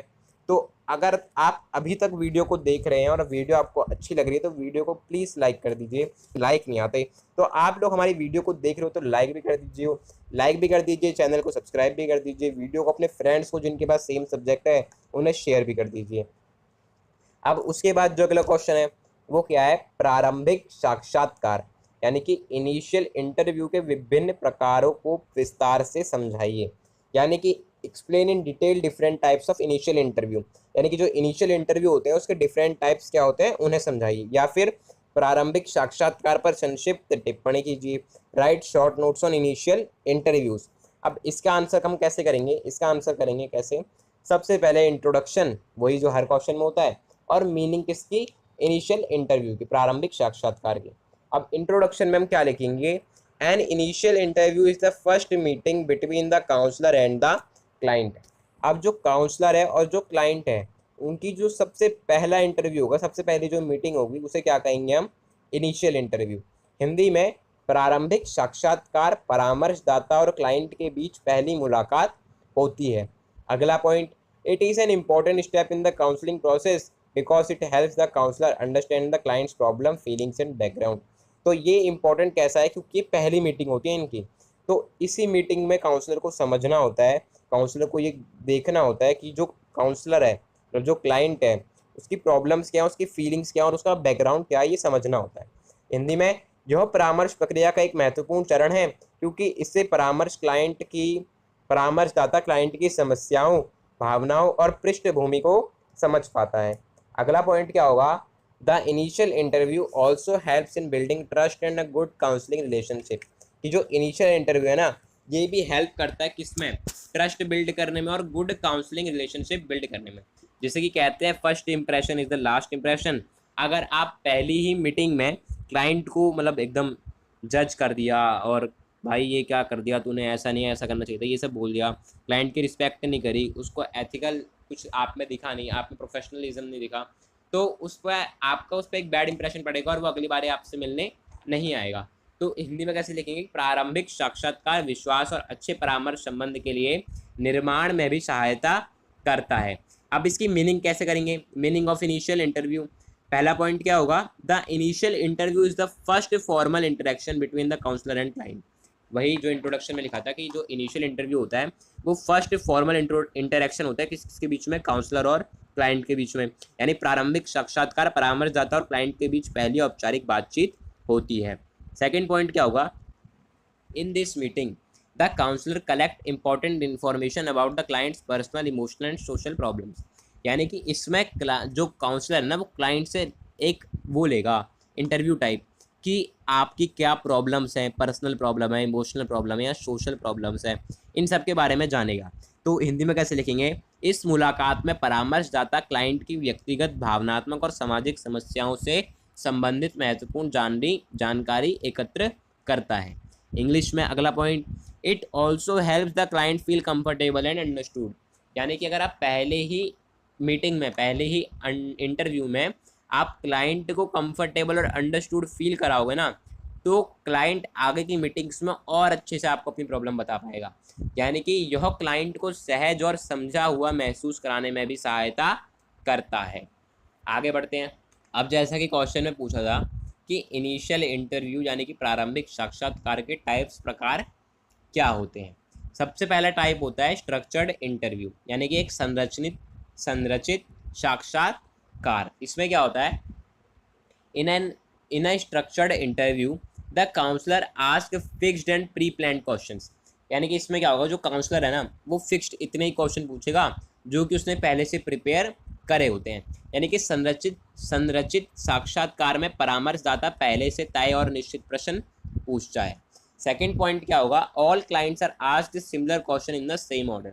यानी कि जितने भी उसके पास क्लाइंट आएंगे उन सबसे वो सेम क्वेश्चन पूछेगा सेम ऑर्डर में। यानी कि सभी क्लाइंट के सामने प्रश्न एक ही क्रम में पूछे जाते हैं, समान प्रश्न। यानी कि जैसे मैंने सबसे पहला इंटरव्यू लिया है एक क्लाइंट का, उससे पूछा आपका नाम क्या, आपको क्या प्रॉब्लम है, प्रॉब्लम कैसे शुरू हुई और अभी तक चल रही है, क्या बढ़ रही है घट रही है। ये मैंने 4 क्वेश्चन पूछे। अब अगला क्लाइंट आएगा उससे भी सेम टू सेम 4 क्वेश्चन पूछूंगा, आपका नाम क्या, आपकी प्रॉब्लम क्या है, कब से चल रही है, बढ़ रही है या घट रही है। तो अगर मैं सबसे सेम क्वेश्चन पूछूंगा तो वो कौन सा होगा, स्ट्रक्चर्ड इंटरव्यू। अब सेकंड है, थर्ड पॉइंट है इसका, this type of interview helps in collecting organised and accurate information. यानी कि ये इंटरव्यू किस में हेल्प करता है, कलेक्टिंग क्या, organised and accurate information. Hindi में कैसे लिखेंगे, यह प्रकार व्यवस्थित और सही जानकारी एकत्र करने में क्या करता है, सहायता करता है। अब सेकंड जो टाइप है वो है अनस्ट्रक्चर्ड इंटरव्यू, असंरचित साक्षात्कार। इसमें क्या होता है, जो क्वेश्चंस होते हैं वो फिक्स्ड नहीं होते। असंरचित साक्षात्कार में कोई निश्चित प्रश्न नहीं होते, there are no fixed questions. इसमें क्या होगा, the counsellor allows the client to speak freely about feelings and expression. यानी कि जो साक्षात्कार होगा, यानी कि जो काउंसलर होगा वो क्या करेगा, अपने क्लाइंट को बोलेगा जी आप खुल के बोलो अपनी फीलिंग्स और एक्सपीरियंस के बारे में, यानी कि खुद ही बताओ, मैं कुछ नहीं पूछ रहा। तो इसमें क्या होगा, परामर्शदाता क्लाइंट को अपनी भावनाओं और अनुभवों के बारे में स्वतंत्र रूप से बोलने की क्या देता है, अनुमति देता है। थर्ड पॉइंट क्या होगा, this interview provides deeper understanding of the clients emotions and personality. यानी कि यह साक्षात्कार क्लाइंट की भावनाओं और व्यक्तित्व को गहराई से समझने में सहायता करता है। किसकी सहायता करता है, साक्षात्कार की, यानी कि इंटरव्यूअर की। उसके बाद जो थर्ड हमारा टाइप आएगा इंटरव्यू का, उसका नाम है सेमी स्ट्रक्चर्ड इंटरव्यू, हिंदी में अर्ध संरचित साक्षात्कार। अब इसका पहला पॉइंट क्या होगा, a semi structured interview includes both fixed and flexible questions. यानी इस इंटरव्यू में क्या होगा, इसमें दोनों टाइप के क्वेश्चन होंगे। कुछ क्वेश्चन ऐसे भी जो पहले से फिक्स्ड होंगे और कुछ क्वेश्चन ऐसे जो उसी टाइम पे पूछे जाएंगे। यानी कि हिंदी में कैसे लिखेंगे, अर्ध संरचित साक्षात्कार में निश्चित और लचीले दोनों प्रकार के प्रश्न शामिल होते हैं। सेकंड पॉइंट क्या होगा, the counsellor follows a general plan but can ask additional questions if needed. यानी कि जो काउंसलर है, जो इंटरव्यूअर है, वो क्या करेगा, वैसे तो एक जनरल प्लान लेके चलेगा कि मेरे को ये सवाल पूछने हैं, लेकिन वो ऑन द स्पॉट भी कोई नया सवाल पूछ सकता है अगर जरूरत है तो। हिंदी में कैसे लिखेंगे, परामर्शदाता एक सामान्य योजना का पालन करता है लेकिन आवश्यकता पड़ने पर अतिरिक्त प्रश्न भी पूछ सकता है। थर्ड पॉइंट क्या होगा, this method gives both structure and freedom in communication. यानी कि इसमें क्या होता है, हमारी जो इंटरव्यू है उसे एक स्ट्रक्चर भी मिल जाता है और बात करने की फ्रीडम भी हो जाती है। एक तरीके से जो सेमी स्ट्रक्चर्ड इंटरव्यू है ना, वो स्ट्रक्चर्ड इंटरव्यू और अनस्ट्रक्चर्ड इंटरव्यू का मिक्सचर है। उसके बाद अगला पॉइंट है हमारा, अगला जो इंटरव्यू है फोर्थ, वो है डायग्नोस्टिक इंटरव्यू, यानी कि निदानात्मक साक्षात्कार। अब इसमें क्या होता है, जो इंटरव्यू है ना वो किस चीज़ को आइडेंटिफाई करने के लिए यूज़ होता है, साइकोलॉजिकल और इमोशनल प्रॉब्लम्स को। जैसे कि जो क्लाइंट है उसको कोई साइकोलॉजिकल या इमोशनल प्रॉब्लम है, तो ये पता लगाने के लिए कि उसे क्या साइकोलॉजिकल या क्या इमोशनल प्रॉब्लम है, ये इंटरव्यू होता है। हिंदी में कैसे लिखेंगे, यह साक्षात्कार मनोवैज्ञानिक या भावनात्मक समस्याओं की पहचान करने के लिए उपयोग किया जाता है। सेकंड पॉइंट क्या होगा, the counsellor gather information about symptom behaviour and mental health. इसमें जो काउंसलर होता है ना वो किस चीज़ के बारे में इंफॉर्मेशन गैदर करता है, सिम्टम बिहेवियर और मेंटल हेल्थ के बारे में। यानी परामर्शदाता लक्षणों, व्यवहार और मानसिक स्वास्थ्य से संबंधित जानकारी एकत्र करता है। थर्ड पॉइंट है, it helps in understanding the nature of the clients difficulty, यानी कि जो क्लाइंट की जो डिफिकल्टी, जो मुश्किलें आ रही हैं, उनका नेचर क्या है, मतलब कौन सी चीज़ में उसे डिफिकल्टी आ रही है, किस तरीके की डिफिकल्टी आ रही है, वो जानने में हेल्प करता है हिंदी में। इससे क्लाइंट की कठिनाइयों की प्रकृति को समझने में सहायता मिलती है। उसके बाद आगे के जो इंटरव्यू हैं वो कौन सा है, फिफ्थ इंटरव्यू है इनटेक इंटरव्यू, यानी कि प्रवेश साक्षात्कार। अब इसमें क्या होता है, the intake interview is usually conducted at the beginning of counselling, यानी कि काउंसलिंग की शुरुआत में होता है। यानी कि जैसे पहला वाला इंटरव्यू हो गया, उसके बाद जो काउंसलिंग की शुरू होगी ना, उस टाइम पे जो इंटरव्यू होता है उसे क्या कहेंगे, इनटेक इंटरव्यू। यानी कि प्रवेश साक्षात्कार सामान्यतः परामर्श की शुरुआत में किया जाता है। सेकंड पॉइंट होगा इसका, basic information such as family background, education, occupation and presenting problem is collected. यानी इसमें क्या होता है, इसमें आदमी का जो फैमिली बैकग्राउंड है, वो उसकी एजुकेशन, उसकी ऑक्यूपेशन, ऐसी जो मेन, जो उसकी मेन इंफॉर्मेशन है ना, उन सबको एकत्र किया जाता है, उन सबको कलेक्ट किया जाता है। हिंदी में कैसे लिखेंगे, इसमें पारिवारिक पृष्ठभूमि, शिक्षा, व्यवसाय और मुख्य समस्याओं जैसे मूल जानकारी एकत्र की जाती है। अगला पॉइंट होगा, it helps the counsellor decide the counselling plan, यानी कि इनटेक इंटरव्यू के बाद ही ना जो काउंसलर है वो एक अपना काउंसलिंग का प्लान बनाएगा कि जो क्लाइंट है उसके साथ कैसे कैसे हमें काउंसलिंग करनी है। इसलिए ये हो गया कौन सा इंटरव्यू, इनटेक इंटरव्यू। उसके बाद जो नेक्स्ट इंटरव्यू है वो है क्राइसिस इंटरव्यू, यानी कि संकट साक्षात्कार। अब इसमें क्या होता है, a crisis interview is conducted when a client is facing an emergency और सीरियस इमोशनल प्रॉब्लम। इसमें क्या होता है, जैसे कोई इमरजेंसी से उसको प्रॉब्लम आ गई, यानी कोई सीरियस इमोशनल प्रॉब्लम आ गई अचानक से इमरजेंसी में, तो उस प्रॉब्लम के जो सॉल्यूशन के लिए इंटरव्यू होता है उसे कहते हैं क्राइसिस इंटरव्यू। तो इसमें हिंदी में कैसे लिखेंगे कि संकट साक्षात्कार तब किया जाता है जब क्लाइंट किसी आपातकालीन या गंभीर भावनात्मक समस्या का सामना कर रहा हो। इसका सेकंड पॉइंट क्या होगा, the counsellor focuses on reducing stress and providing immediate emotional support, कि इसमें काउंसलर जो है ना वो किस पे फोकस करता है कि आपका जो स्ट्रेस है वो कम हो और आपको इमीडिएट इमोशनल सपोर्ट मिले। हिंदी में कैसे लिखेंगे कि परामर्शदाता तनाव कम करने और तुरंत भावनात्मक सहायता प्रदान करने पर ध्यान देता है। इसी का थर्ड पॉइंट क्या होगा, this interview helps stabilise the client's condition, यानी कि इस इंटरव्यू में क्या होता है, क्लाइंट की जो कंडीशन होती है ना उसे स्टेबलाइज करने में बहुत हेल्प मिलती है। यानी कि यह साक्षात्कार क्लाइंट की स्थिति को स्थिर करने में सहायता करता है। उसके बाद अगला जो हमारा इंटरव्यू है वो है क्लिनिकल इंटरव्यू, यानी कि नैदानिक साक्षात्कार। अब जो क्लिनिकल इंटरव्यू होता है ना वो कॉमनली कहाँ यूज होता है, हॉस्पिटल और मेंटल हेल्थ की सेटिंग्स में, यानी कि मेंटल हॉस्पिटल या फिर हॉस्पिटल्स में। अब इसका देखो क्या लिखेंगे, a clinical interview is commonly used in hospital and mental health settings, जो कि भी बता दिया। हिंदी में कैसे लिखेंगे इसे, नैदानिक साक्षात्कार का उपयोग सामान्यतः अस्पतालों और सामाजिक कह रहा हूँ, मानसिक स्वास्थ्य संस्थानों में किया जाता है। सेकंड पॉइंट क्या होगा, the counsellor studies the client's emotional, behavioural and psychological condition in detail. ये जो इंटरव्यू होता है इसमें जो काउंसलर है वो क्लाइंट की कौन से डिटेल पे, कौन सी कंडीशन को डिटेल में जानता है, इमोशनल, बिहेवियरल और साइकोलॉजिकल, यानी कि उसकी भावनात्मक स्थिति क्या है, उसकी व्यवहारिक स्थिति क्या है, उसकी मनोवैज्ञानिक स्थिति क्या है।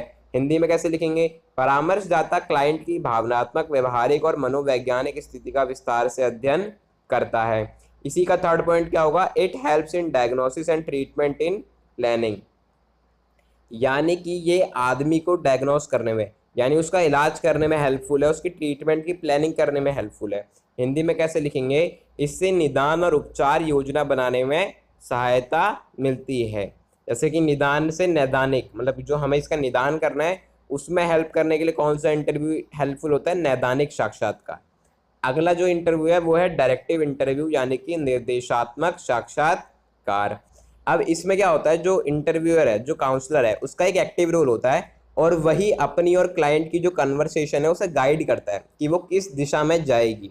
अब इसे हिंदी में कैसे लिखेंगे, निर्देशात्मक साक्षात्कार में परामर्शदाता सक्रिय भूमिका निभाता है और बातचीत का मार्गदर्शन करता है। अगला पॉइंट क्या होगा, the counsellor ask direct question and may suggest solution, यानी कि इसमें जो काउंसलर है ना वो डायरेक्ट सवाल पूछता है और उसी के हिसाब से सॉल्यूशन सजेस्ट करता है। हिंदी में कैसे लिखेंगे, परामर्शदाता सीधे प्रश्न पूछता है और समाधान भी सुझा सकता है। अब इसका थर्ड पॉइंट क्या होगा, this type is useful when quick guidance is needed, यानी कि इस वाले इंटरव्यू की हेल्प कहाँ पे मिलती है, जहाँ पे हमें क्विक गाइडेंस चाहिए होती है, यानी कि एकदम उसी टाइम क्विक काम करना होता है। हिंदी में कैसे लिखेंगे, यह प्रकार तब उपयोगी होता है जब त्वरित मार्गदर्शन की आवश्यकता हो। त्वरित मतलब क्विक। उसके बाद जो अगला है वो है नॉन डायरेक्टिव इंटरव्यू। यानी कि नॉन डायरेक्टिव इंटरव्यू में क्या होता है, जैसे डायरेक्टिव इंटरव्यू में जो काउंसलर था वो कन्वर्सेशन को गाइड कर रहा था, नॉन डायरेक्टिव इंटरव्यू में क्या होता है, क्लाइंट के पास ज़्यादा फ्रीडम होती है कि वो अपने थॉट और फीलिंग को फुल्ली एक्सप्रेस करे फ्रीडम के साथ। इसमें कुछ ऐसा नहीं होता कि उसी चीज़ के बारे में रिलेटेड बताना है जो काउंसलर पूछ रहे हैं, नहीं, इसमें ज़्यादा ध्यान किसके ऊपर होता है, क्लाइंट के ऊपर। अब देखो इसमें क्या लिखेंगे, in a non directive interview the client is given full freedom to express thought and feeling, जैसा कि बताया। अब इसे हिंदी में कैसे लिखेंगे, अनिर्देशात्मक साक्षात्कार में क्लाइंट को अपने विचारों और भावनाओं को व्यक्त करने की पूरी स्वतंत्रता दी जाती है। सेकंड पॉइंट होगा the counsellor mainly listen and provide emotional support, यानी परामर्शदाता मुख्य रूप से सुनता है और भावनात्मक सहयोग प्रदान करता है। थर्ड पॉइंट क्या होगा, this method encourage self exploration and self understanding, यानी कि यह विधि आत्म अन्वेषण और आत्म समझ को बढ़ावा देती है। यानी सेल्फ एक्सप्लोरेशन में हेल्पफुल होती है, किसके, क्लाइंट के, वो अपने आप को अच्छे से एक्सप्लोर कर पाता है, अंडरस्टैंड कर पाता है। उसके बाद आगे बढ़ते हैं, आगे हम इस आंसर में क्या लिखेंगे, इंपॉर्टेंस ऑफ इनिशियल इंटरव्यू, यानी कि इसकी इंपॉर्टेंस क्या है। सबसे पहला बिल्डिंग रैपो, यानी कि संबंध निर्माण, क्लाइंट और काउंसलर का संबंध, आपस में उनकी रैपो कैसी है उसका निर्माण होता है इनिशियल इंटरव्यू में। यानी कि किसमें, ट्रस्ट में, कंफर्ट में, उनके बीच का जो ट्रस्ट लेवल है, जो कंफर्ट लेवल है वो बिल्ड होता है पहले इनिशियल इंटरव्यू में। हिंदी में कैसे लिखेंगे, प्रारंभिक साक्षात्कार परामर्शदाता और क्लाइंट के बीच विश्वास और सहजता विकसित करने में सहायता करता है। A good relationship encourages open communication, यानी अब उनमें ट्रस्ट होगा, कंफर्ट होगी, यानी रिलेशनशिप उनकी अच्छी होगी तो कम्युनिकेशन भी खुले मतलब आसानी से हो पाएगी, यानी कि अच्छा संबंध खुला संवाद को बढ़ावा देता है। थर्ड पॉइंट होगा this makes counselling more effective, यानी कि उनके बीच में अच्छे संबंध होंगे तो काउंसलिंग भी ऑब्वियसली मोर इफेक्टिव होगी, यानी इससे परामर्श अधिक प्रभावी बनता है। सेकंड क्या होगा, कलेक्टिंग इन्फॉर्मेशन, यानी जानकारी एकत्र करना। अब देखो जो जो काउंसलर है ना वो क्लाइंट की प्रॉब्लम, बैकग्राउंड, इमोशनल कंडीशन पर जानकारी गैदर करता है। कौन से इंटरव्यू में, इनिशियल इंटरव्यू में ये हेल्प होती है, यानी कि परामर्शदाता क्लाइंट की समस्याओं, पृष्ठभूमि और भावनात्मक स्थिति से संबंधित जानकारी एकत्र करता है, किसमें, इनिशियल इंटरव्यू में। Second point, this help in understanding the client properly, ये क्लाइंट को और अच्छे से समझने में उसकी हेल्प करता है, किसकी हेल्प करता है, काउंसलर की। हिंदी में कैसे लिखेंगे, इससे क्लाइंट को सही ढंग से समझने में सहायता मिलती है। अब थर्ड पॉइंट क्या होगा, accurate information is important for counselling planning, यानी कि जो उसके पास इन्फॉर्मेशन होनी चाहिए ना वो एक्यूरेट होनी चाहिए, तभी जो काउंसलिंग प्लानिंग है वो अच्छे से हो पाएगी। हिंदी में कैसे लिखेंगे, सही जानकारी परामर्श योजना के लिए महत्वपूर्ण होती है। अब थर्ड पॉइंट क्या है, अंडरस्टैंडिंग द प्रॉब्लम, यानी कि तुमने खाली इंफॉर्मेशन कलेक्ट करी उससे ही नहीं होगा, तुम्हें क्लाइंट की प्रॉब्लम को समझना भी पड़ेगा। कैसे, the initial interview helps identify the nature and seriousness of clients difficulty, यानी कि क्लाइंट की जो जो डिफिकल्टी है उसका जो नेचर है और उसकी जो सीरियसनेस है ना वो समझने में, वो आइडेंटिफाई करने में इनिशियल इंटरव्यू क्या करता है, हेल्प करता है। हिंदी में कैसे लिखेंगे, प्रारंभिक साक्षात्कार क्लाइंट की कठिनाइयों की प्रकृति और गंभीरता को पहचानने में सहायता करता है। सेकंड पॉइंट क्या होगा, it gives a clear picture of emotional, behavioural और सोशल इश्यूज, यानी कि इससे भावनात्मक, व्यवहारिक और सामाजिक समस्याओं की स्पष्ट जानकारी मिलेगी कि जो प्रॉब्लम है वो कैसी है, इमोशनल, बिहेवियरल है, सोशल है, कैसी प्रॉब्लम है। This helps the counsellor decide suitable techniques. अब फोर्थ क्या होगा, सेटिंग गोल्स, यानी लिखेंगे साक्षात्कार के दौरान परामर्शदाता और क्लाइंट परामर्श के उद्देश्यों और अपेक्षाओं पर चर्चा करेंगे। सेकंड पॉइंट क्या लिखेंगे, clear goals make the counselling process more organised, यानी कि जो अगर हम क्लियर गोल्स रखेंगे ना तो हमारी जो काउंसलिंग की प्रोसेस है वो मोर ऑर्गेनाइज रहेगी, क्योंकि हमें पता है हमें क्या अचीव करना है इस काउंसलिंग से। हिंदी में कैसे लिखेंगे, स्पष्ट लक्ष्य परामर्श प्रक्रिया को अधिक व्यवस्थित बनाते हैं। थर्ड पॉइंट क्या होगा, it also increases the clients motivation for improvement, यानी इससे क्लाइंट का जो मोटिवेशन है ना वो और इम्प्रूव होगा। अब आगे बढ़ते हैं, क्या होगा, आगे हम लास्ट में लिखेंगे आंसर के कंक्लूजन, यानी कि निष्कर्ष। अब कंक्लूजन में क्या लिखेंगे, the initial interview is an important part of counselling process, यानी कि जो प्रारंभिक साक्षात्कार है वो परामर्श प्रक्रिया का एक महत्वपूर्ण भाग है। सेकंड पॉइंट क्या होगा, it helps the counsellor understand the client's problem and build a positive counselling relationship. वही जो बताया कि काउंसलर प्रॉब्लम को अच्छे से समझेगा, उनके बीच का जो ट्रस्ट है, अंडरस्टैंडिंग है, वो सेटल होगी पहले इनिशियल इंटरव्यू में। हिंदी में कैसे लिखेंगे, यह परामर्शदाता को क्लाइंट की समस्याओं को समझने और सकारात्मक परामर्श संबंध बनाने में सहायता करता है। थर्ड पॉइंट क्या होगा, different types of interviews are used according to client's needs and counselling situation. यानी कि क्लाइंट की आवश्यकताओं और परामर्श की स्थिति के अनुसार विभिन्न प्रकार के साक्षात्कार उपयोग किए जाते हैं। यानी कि अलग अलग टाइप के इंटरव्यू यूज होंगे जो हमने पढ़े पीछे, किसके अकॉर्डिंग, क्लाइंट की नीड क्या है उसके अकॉर्डिंग, और काउंसलिंग की सिचुएशन क्या है उसके अकॉर्डिंग।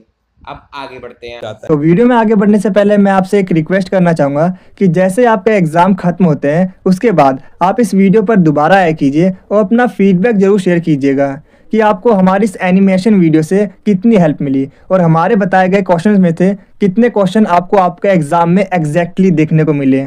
तो आप हमें कमेंट सेक्शन में बताया कीजिए कि जैसे ही आपका ये एग्ज़ाम खत्म हो उसके बाद आपको क्या करना है। जैसे आप गेट से बाहर निकलते हो या फिर ट्रैवल करते हो मेट्रो में, रिक्शे में, बस में, ऑटो में, आप क्या कीजिए इस वीडियो को दोबारा ओपन कीजिएगा और एक छोटा सा कमेंट जरूर कीजिएगा कि आपको हमारी इस एनिमेशन वीडियो से कितनी हेल्प मिली और कितने क्वेश्चन आए एग्जैक्टली जो हमने आपको बताया, क्योंकि आपका ये छोटा सा फीडबैक हमारे लिए बहुत ही ज़्यादा वैल्यूएबल होता है और आपके यही छोटे छोटे फीडबैक हमें आगे की वीडियोस बनाने के लिए काफ़ी ज़्यादा मोटिवेट करते हैं। और इसके साथ ही अभी आपको क्या करना है, वीडियो को पॉज करना है और आप एग्ज़ाम से कितने दिन पहले ये वीडियो देख रहे हैं वो कमेंट सेक्शन में ज़रूर बताना।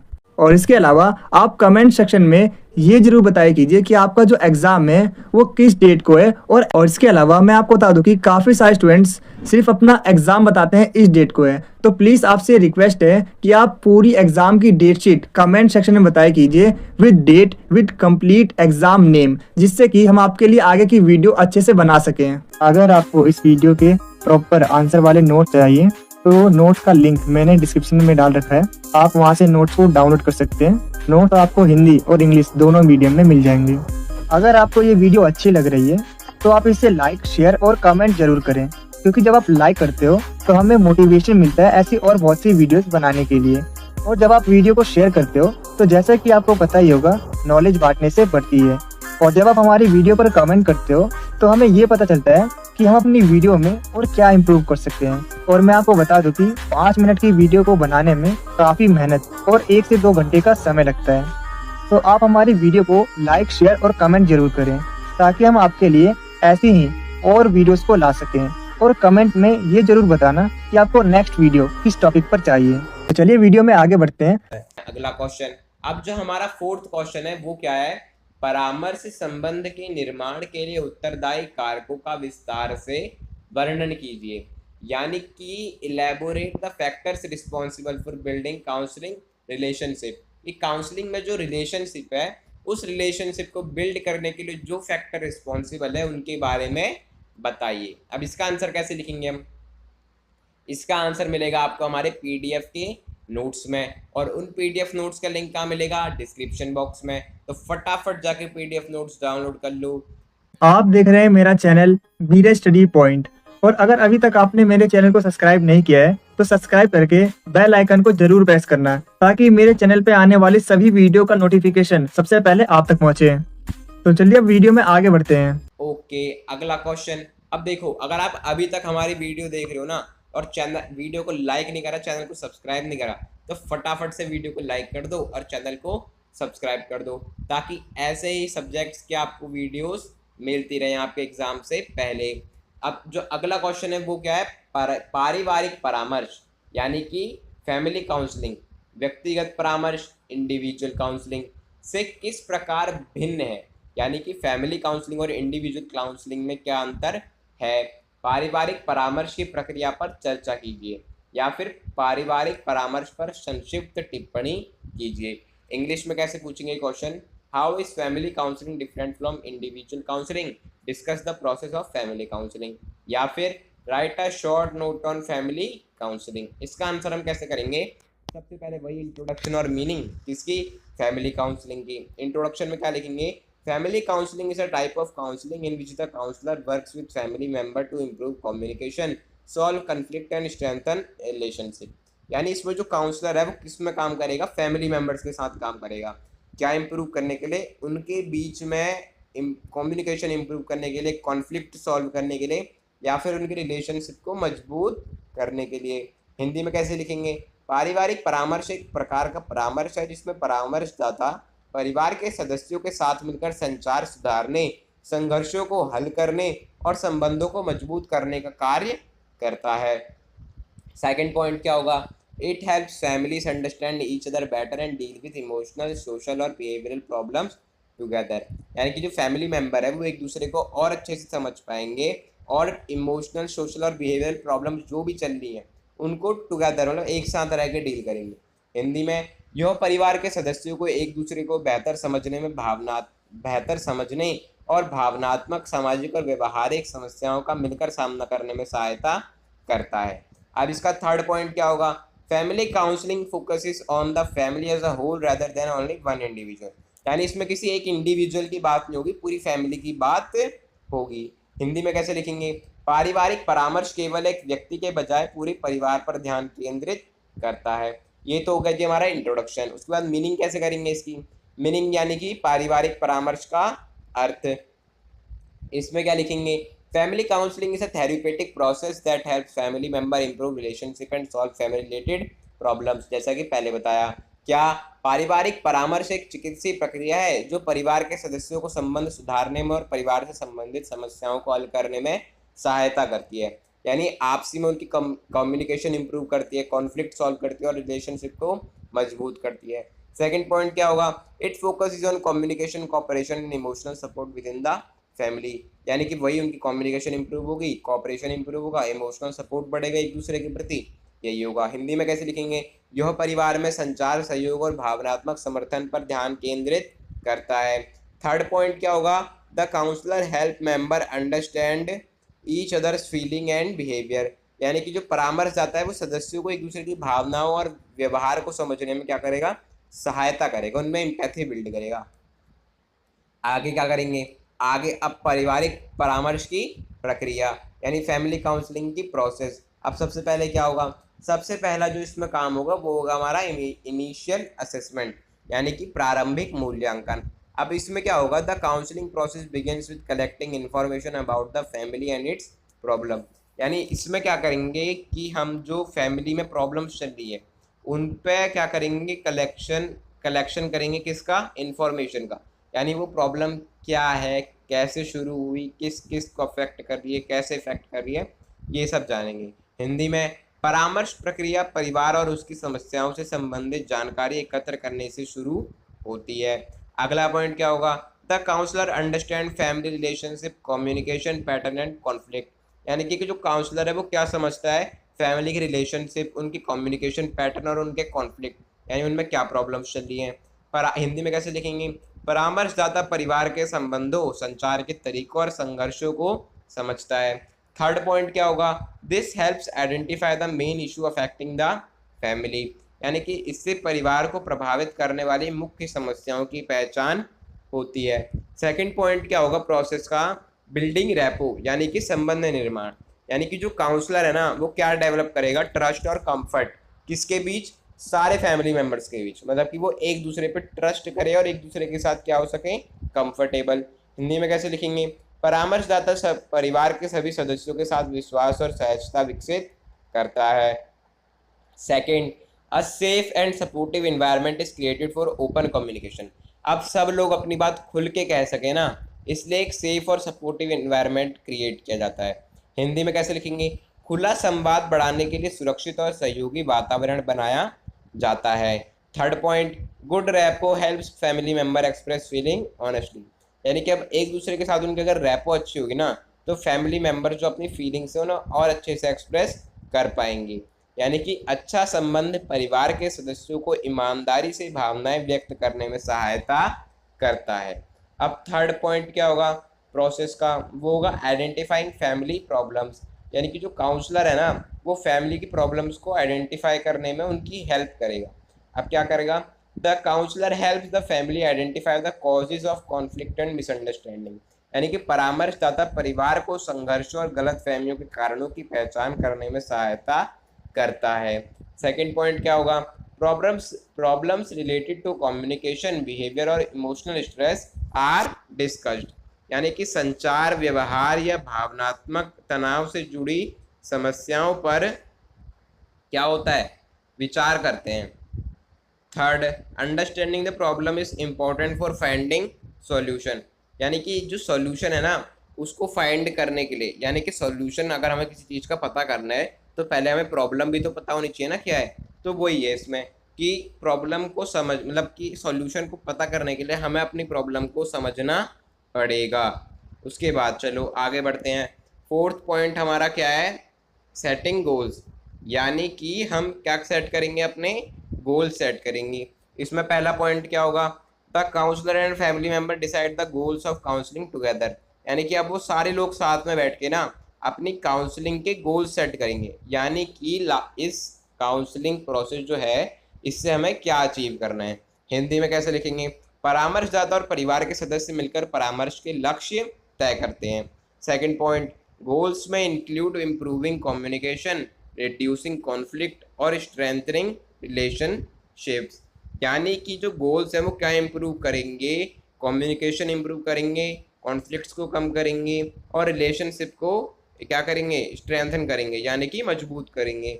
हिंदी में कैसे कहेंगे इस बात को, इन लक्ष्यों में संचार सुधारना, संघर्ष कम करना या संबंध मजबूत करना शामिल हो सकता है, यानी कि ये सब क्या होंगे, गोल्स होंगे। थर्ड पॉइंट क्या है, clear goals make counselling more effective, यानी कि अगर हम गोल्स क्लियर रखेंगे ना तो हमारी काउंसलिंग भी इफेक्टिव होगी। स्पष्ट लक्ष्य परामर्श को अधिक प्रभावी बनाते हैं। इसके बाद आगे क्या होगा, फिफ्थ पॉइंट है हमारा इम्प्रूविंग कम्युनिकेशन, यानी कि संचार में सुधार। इसमें क्या होगा, the counsellor teaches family member healthy communication skill, यानी कि जो काउंसलर है ना वो फैमिली मेंबर्स को क्या सिखाएगा, हेल्थी कम्युनिकेशन स्किल, यानी कि आपसी में कम्युनिकेशन जब हम कर रहे हैं तो वो कैसे करना चाहिए। हिंदी में कैसे लिखेंगे, परामर्शदाता परिवार के सदस्यों को स्वस्थ संचार कौशल सिखाता है। सेकंड पॉइंट क्या होगा, member learn to listen carefully, express feeling respectfully and understand each other better.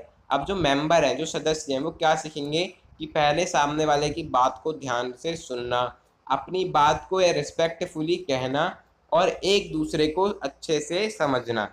Hindi में कैसे लिखेंगे, सदस्य ध्यान से सुनना, सम्मानपूर्वक भावनाएं व्यक्त करना और एक दूसरे को बेहतर समझना सीखते हैं। अब थर्ड पॉइंट क्या होगा, better communication reduce misunderstanding and tension, कि अगर आप कम्युनिकेशन अच्छे से कर रहे हो ना तो मिसअंडरस्टैंडिंग बहुत ज़्यादा कम हो जाएगी और टेंशन भी। उसके बाद अगला पॉइंट जो है हमारा वो है कॉन्फ्लिक्ट रिजोल्यूशन। इसमें क्या होता है, जो काउंसलर होता है ना वो फैमिली को पॉजिटिव वे में कॉन्फ्लिक्ट सॉल्व करने की हेल्प करता है, यानी कि हिंदी में कहेंगे तो परामर्शदाता परिवार को सकारात्मक तरीके से संघर्ष हल करने में सहायता करता है।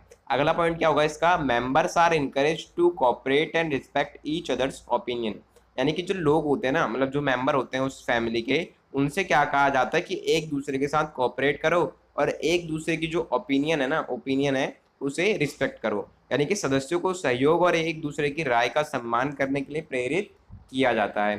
थर्ड पॉइंट क्या होगा, problem solving skills help create a peaceful family environment, यानी कि समस्या समाधान कौशल शांति, जो प्रॉब्लम सॉल्विंग स्किल्स होती हैं वो उनका हेल्प किस लिए किया जाता है, पीसफुल फैमिली इन्वायरमेंट को क्रिएट करने के लिए, यानी कि समस्या समाधान कौशल शांतिपूर्ण पारिवारिक वातावरण बनाने में सहायता करते हैं। अब जो अगली प्रोसेस है उसमें क्या होगा, बिहेवियरल चेंजेस, यानी कि व्यवहार में परिवर्तन, यानी कि family counselling encourages positive changes in behaviour and attitude, यानी अब क्या कहेंगे उन लोगों को, फैमिली मेम्बर्स को, कि आप अपने बिहेवियर में और एटीट्यूड में कैसे चेंजेस लाओ, पॉजिटिव चेंजेस लाओ, यानी कि पारिवारिक परामर्श व्यवहार और दृष्टिकोण में सकारात्मक बदलाव को बढ़ावा देता है। अगला पॉइंट क्या होगा इसका, family member learn to support and appreciate each other, कि जो परिवार के लोग हैं ना वो एक दूसरे को सपोर्ट और अप्रिशिएट करते हैं, यानी कि सहयोग और सम्मान करना सीखते हैं। अगला पॉइंट क्या होगा, these changes improve emotional bonding and family relationship, अभी जो चेंज है इससे क्या होगा, इम्प्रूव होंगी। क्या इम्प्रूव होगी? इमोशनल बॉन्डिंग किसकी? फैमिली रिलेशनशिप की। यानी कि ये बदलाव भावनात्मक जुड़ाव और संबंधों को मजबूत करते हैं। अब जो अगला पॉइंट है इसका, अगली जो प्रोसेस में जो अगला स्टेप है वो है टर्मिनेशन एंड फॉलोअप, यानी कि समापन और फॉलोअप की काउंसलिंग कब एंड होगी? जब फैमिली गोल्स अचीव हो जाएंगे और रिलेशनशिप इम्प्रूव हो जाएगी। उसके बाद अगला पॉइंट क्या होगा इसमें कि जो काउंसलर है वो रिव्यू करेगा। क्या रिव्यू करेगा? कि हर सेशन में किसने कितनी प्रोग्रेस करी, यानी कि परामर्शदाता सत्रों के दौरान हुई प्रगति की समीक्षा करता है। उसके बाद क्या होगा? फॉलोअप सेशंस में भी arrange if additional support is needed, यानी कि अगर उसके बाद भी सपोर्ट चाहिए तो जो फॉलोअप सेशंस है ना उन्हें अरेंज किया जाएगा, यानी कि आवश्यकता होने पर अतिरिक्त सहायता के लिए फॉलोअप सत्र आयोजित किए जाते हैं। ये हो गई प्रोसेस किसकी? फैमिली काउंसलिंग की। उसके बाद डिफरेंस आएगा किस किस के बीच में? फैमिली काउंसलिंग और इंडिविजुअल काउंसलिंग के बीच में। अब देखो, सबसे पहला है फोकस ऑफ काउंसलिंग, यानी कि फैमिली काउंसलिंग का जो फोकस होता है ना वो एंटायर फैमिली पे होता है और फैमिली के मेंबर्स के बीच में जो रिलेशनशिप है उस पर होता है। अब ये क्या स्टडी करता है कि फैमिली जो है वो कैसे इंटरेक्ट करती है एक दूसरे के साथ और उससे उनके व्यवहार पे, बिहेवियर पे क्या इफेक्ट पड़ता है। और ये क्या स्टडी करती है कि फैमिली इंटरेक्शन कैसे बिहेवियर को इफेक्ट करता है। जबकि जो इंडिविजुअल काउंसलिंग होती है वो किस पे फोकस करती है? एक अकेले व्यक्ति पे और उसकी पर्सनल प्रॉब्लम्स पे, इमोशनल प्रॉब्लम्स पे। अब ये क्या स्टडी करती है कि उस व्यक्ति का जो अपनी फैमिली के साथ इंटरेक्शन है ना उससे उसके बिहेवियर पे क्या इफेक्ट पड़ रहा है। और फिर ये क्या इफेक्ट करेगी कि फैमिली का जो, उसकी फैमिली का जो इंटरेक्शन है उसका उस व्यक्ति पे क्या असर पड़ रहा है। यानी उसमें फैमिली के सारे मेंबर्स की बात होती है, इसमें सिर्फ एक व्यक्ति की बात होगी। अब पार्टिसिपेंट्स, इसमें क्या होता है फैमिली काउंसलिंग में कि जो भी फैमिली के मेंबर्स हैं सारे लोग सारे सेशंस एक साथ अटेंड करते हैं। जो काउंसलर है वो पूरी फैमिली में एक ग्रुप के साथ का एक ग्रुप की तरह काम करता है और जो काउंसलर है ना वो पूरी फैमिली पे काम करता है। अब जो इंडिविजुअल काउंसलिंग है इसमें क्या होता है? सिर्फ एक ही क्लाइंट होता है जो कि काउंसलिंग सेशंस में आता है, यानी कि सिर्फ एक ही व्यक्ति पे काम होता है। अब जो इसमें जो काउंसलर है ना वो फैमिली में ग्रुप की तरह काम करता है, यानी कि वो क्या करता है? एक ग्रुप की तरह देखता है फैमिली को, लेकिन वो काम सिर्फ एक ही व्यक्ति पे करेगा कि उस पूरे ग्रुप का इफेक्ट क्या पड़ रहा है उस एक व्यक्ति पर। ये होता है इंडिविजुअल काउंसलिंग। उसके बाद अब क्या होता है? नेचर ऑफ प्रॉब्लम्स की फैमिली काउंसलिंग में कैसी प्रॉब्लम्स होती हैं। इंडिविजुअल काउंसलिंग जो है ना वो किससे डील करती है? पर्सनल इश्यूज से, जैसे कि स्ट्रेस, एंजाइटी और लो सेल्फ स्टीम। जबकि जो फैमिली काउंसलिंग होती है वो पूरे, मतलब कि जो पूरी फैमिली है उनके इश्यूज पे काम करती है कि उनका आपसी में जो इंटरेक्शन है उससे क्या इश्यूज जनरेट हो रहे हैं, वो क्यों एक दूसरे को समझ नहीं पा रहे, उनकी रैपो बिल्डिंग नहीं हो पा रही। जबकि जो इंडिविजुअल काउंसलिंग है वो सिर्फ एक व्यक्ति पे। अब जो फैमिली काउंसलिंग है वो फैमिली की शेयर्ड इश्यूज पे काम करती है, जबकि जो इंडिविजुअल काउंसलिंग है वो सिर्फ एक ही व्यक्ति की काउंसलिंग पे वो करती है, क्या कहते हैं उसे, फोकस करती है। अब जो गोल ऑफ काउंसलिंग है यानी कि परामर्श का उद्देश्य, उसमें क्या होगा? ये जो फैमिली काउंसलिंग है ना उसमें क्या होगा कि जो गोल है काउंसलिंग का वो सब पे लागू होगा, यानी कि सबकी उसमें इम्प्रूवमेंट होगी। जबकि जो इंडिविजुअल काउंसलिंग है उसमें सिर्फ एक ही व्यक्ति की ग्रोथ और इमोशनल एडजस्टमेंट देखी जाएगी।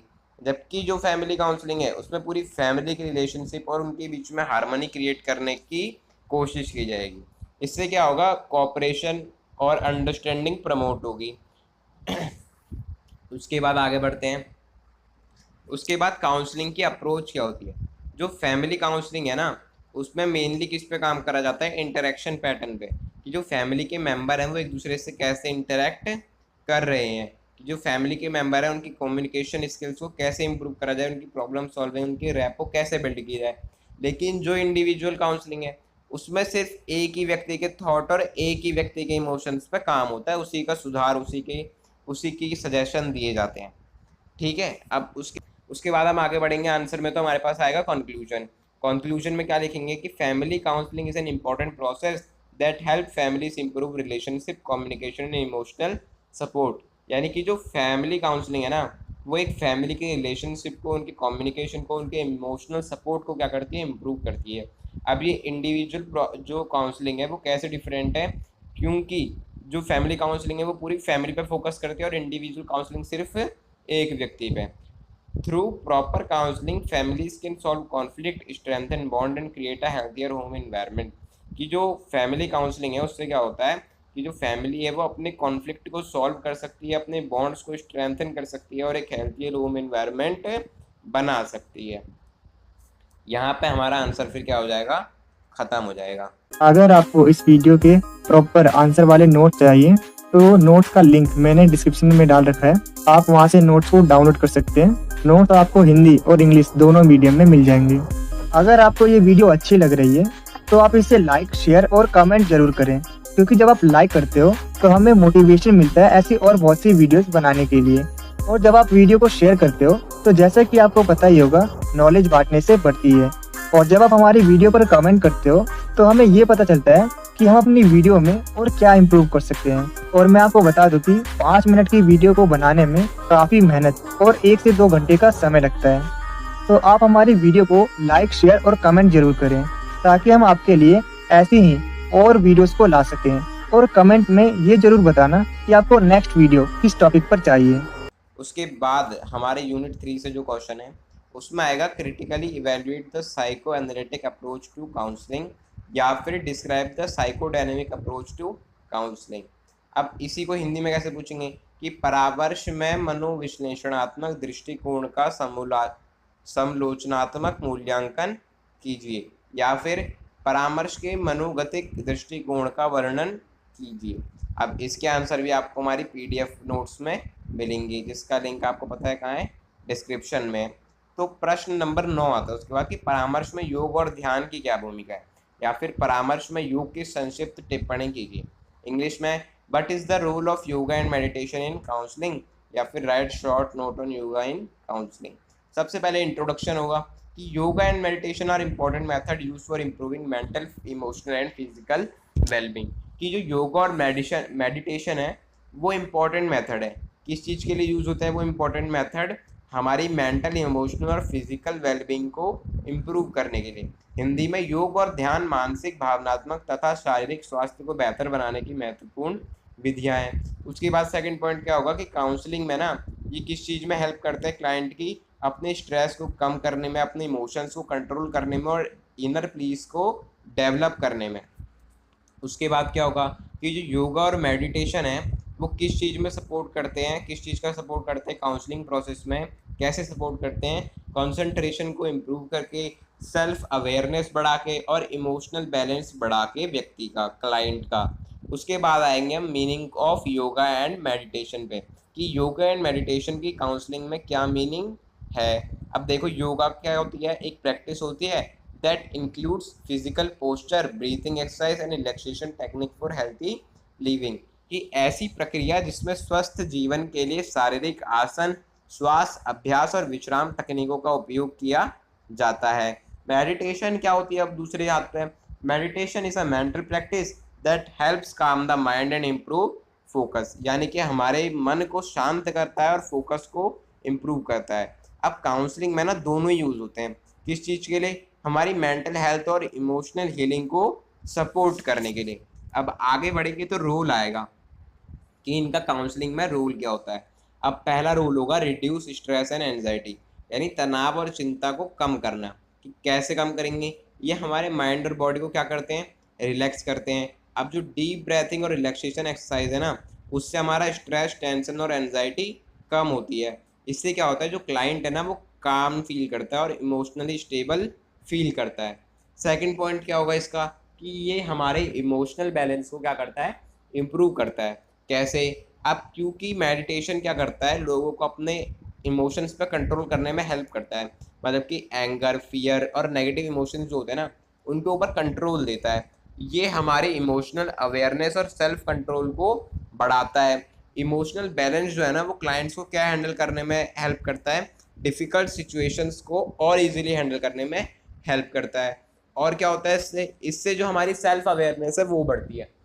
यानी कि योगा और मेडिटेशन लोगों को क्या इनकरेज करते हैं कि वो अपने थॉट्स और फीलिंग्स को अच्छे से समझें। अब जितनी ज़्यादा हमारी इस सेल्फ अवेयरनेस अच्छी होगी ना, उतना ज़्यादा क्लाइंट्स को हेल्प मिलेगी किस चीज़ में, अपनी पर्सनल प्रॉब्लम्स और बिहेवियरल पैटर्न्स को रिकॉग्नाइज करने में। इससे क्या होगा, लोगों की जो क्लाइंट है उसकी पर्सनल ग्रोथ और काउंसलिंग आउटकम जो है वो इम्प्रूव होगी। अब फोर्थ पॉइंट क्या होगा, वो होगा इम्प्रूव कंसंट्रेशन एंड फोकस। यानी कि मेडिटेशन जो है ना वो अटेंशन और मेंटल फोकस को क्या करता है, इम्प्रूव करता है। इससे क्या होता है, better concentration help client think clearly and make proper decision. यानी कि जब हमारा कंसंट्रेशन अच्छा होगा तो जो क्लाइंट है वो कैसे सोच पाएगा, क्लियरली सोच पाएगा और अच्छे डिसीजन यानी प्रॉपर डिसीजन ले पाएगा। अब थर्ड पॉइंट क्या होगा, it also support learning and problem solving ability. यानी कि ये और क्या सपोर्ट करता है, सीखने की हमारी जो शक्ति है उसे और समस्या समाधान की जो क्षमता है उसे भी बढ़ाता है। अगला अगला रोल क्या होगा, प्रमोट रिलैक्सेशन। यानी कि जो योगा है वो हमारी मसल्स को और हमारी जो बॉडी में फिजिकल टेंशन है उसे क्या करता है, रिलैक्स करता है, मांसपेशियों को आराम देता है और शारीरिक तनाव को कम करता है। इससे क्या होता है, जो क्लाइंट है वो काउंसलिंग सेशंस में और ज़्यादा कंफर्टेबल फील कर पाते हैं। उसके बाद ये एक जो रिलैक्स माइंड होता है ना वो हमारी इमोशनल हीलिंग को क्या करता है, इम्प्रूव करता है। उसके बाद अगला पॉइंट क्या होगा, हेल्प इन मैनेजिंग डिप्रेशन। यानी कि जो योगा और मेडिटेशन है वो हमारे नेगेटिव थिंकिंग और इमोशनल सैडनेस को क्या करता है, कम करने में हेल्प करता है। इसकी रेगुलर प्रैक्टिस से क्या होता है, हमारा जो मूड है वो इम्प्रूव होता है और पॉजिटिव फीलिंग क्रिएट होती है। उसके बाद अगला पॉइंट क्या होगा, it support recovery from mild depression and emotional problem. यानी कि जो हमारा डिप्रेशन है उससे हमें रिकवरी मिलेगी और इमोशनल प्रॉब्लम से हेल्प मिलेगी इमोशनल प्रॉब्लम्स में। उसके बाद अगला पॉइंट क्या होगा, बिल्ड पॉजिटिव थिंकिंग। यानी कि जो मेडिटेशन है वो हमारी काल्मनेस को इंकरेज करेगा, पेशेंस बढ़ाएगा और पॉजिटिव थिंकिंग को भी इंकरेज करेगा। जो क्लाइंट है वो अपने नेगेटिव थॉट्स को हेल्थी एटीट्यूड से रिप्लेस करेंगे और जो पॉजिटिव थिंकिंग है ना वो क्या इंप्रूव करेगी, हमारा कॉन्फिडेंस और हमारी मेंटल वेलबींग को। उसके बाद क्या है, इम्प्रूव फिजिकल हेल्थ। अब जो योगा और मेडिटेशन है वो हमारी फिजिकल हेल्थ को भी क्या करेगा, इम्प्रूव करेगा। तो हमारा इम्प्रूव फिजिकल हेल्थ यानी कि जो योगा है ना उससे हमारी फिजिकल हेल्थ भी क्या होती है, इम्प्रूव होती है। कैसे, क्योंकि जो योगा है वो हमारी फ्लेक्सिबिलिटी, ब्रीदिंग और ओवरऑल फिजिकल हेल्थ को क्या करता है, इम्प्रूव करता है। अब जो हेल्थी बॉडी है वही एक हेल्थी माइंड को क्या करेगी, सपोर्ट करेगी। इसीलिए फिजिकल हेल्थ में बेटरमेंट क्या करती है, हमारी इमोशनल स्टेबिलिटी को भी इम्प्रूव करती है। उसके बाद अगला पॉइंट क्या होगा, हेल्प इन बिहेवियरल कंट्रोल। यानी कि योगा और मेडिटेशन से ना हम अपने बिहेवियर को क्या कर पाते हैं, कंट्रोल कर पाते हैं। क्योंकि इससे क्या होता है, हमारे सेल्फ डिसिप्लिन में इंक्रीज होता है, हमारा सेल्फ डिसिप्लिन और इमोशनल कंट्रोल हमें गेन होता है। पीपल क्या करते हैं, अपने इम्पल्सिव जो बिहेवियर होता है ना उन्हें मैनेज करना सीखते हैं और अपने रिएक्शंस को मैनेज करना सीखते हैं।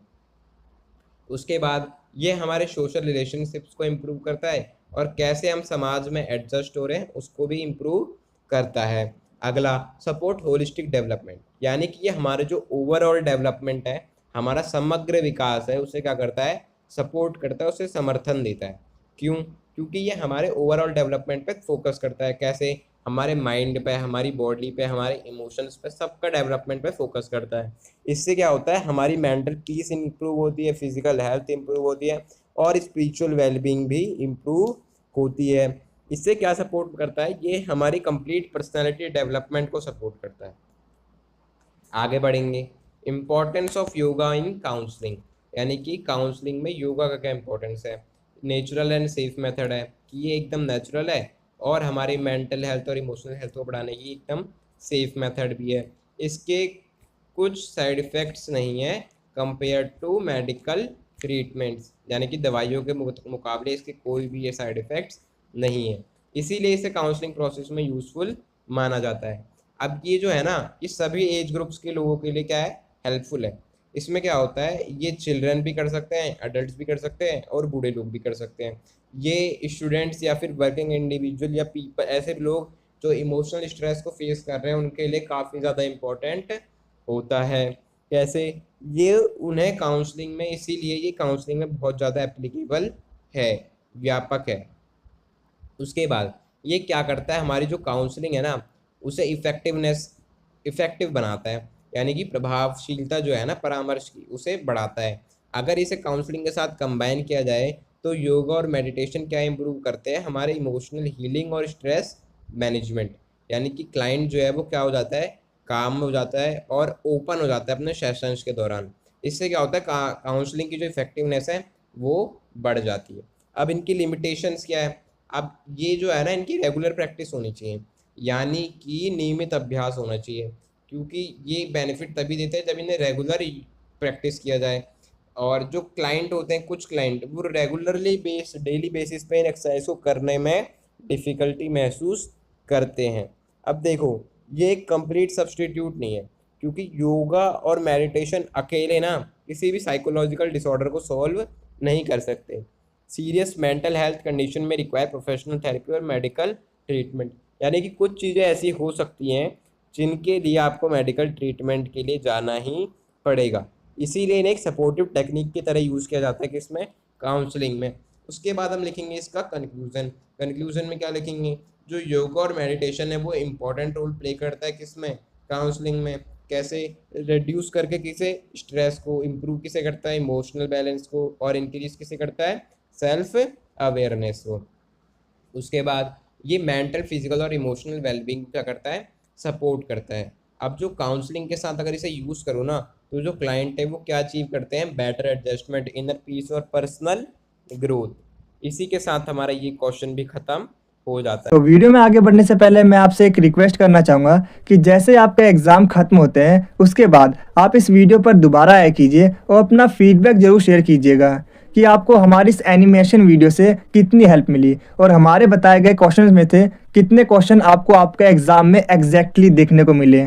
तो आप हमें कमेंट सेक्शन में बताया कीजिए कि जैसे ही आपका ये एग्ज़ाम ख़त्म हो उसके बाद आपको क्या करना है। जैसे आप गेट से बाहर निकलते हो या फिर ट्रैवल करते हो मेट्रो में, रिक्शे में, बस में, ऑटो में, आप क्या कीजिए, इस वीडियो को दोबारा ओपन कीजिएगा और एक छोटा सा कमेंट जरूर कीजिएगा कि आपको हमारी इस एनिमेशन वीडियो से कितनी हेल्प मिली और कितने क्वेश्चन आए एग्जैक्टली जो हमने आपको बताया, क्योंकि आपका ये छोटा सा फीडबैक हमारे लिए बहुत ही ज़्यादा वैल्यूएबल होता है और आपके यही छोटे छोटे फीडबैक हमें आगे की वीडियोस बनाने के लिए काफ़ी ज़्यादा मोटिवेट करते हैं। और इसके साथ ही अभी आपको क्या करना है, वीडियो को पॉज करना है और आप एग्ज़ाम से कितने दिन पहले ये वीडियो देख रहे हैं वो कमेंट सेक्शन में ज़रूर बताना।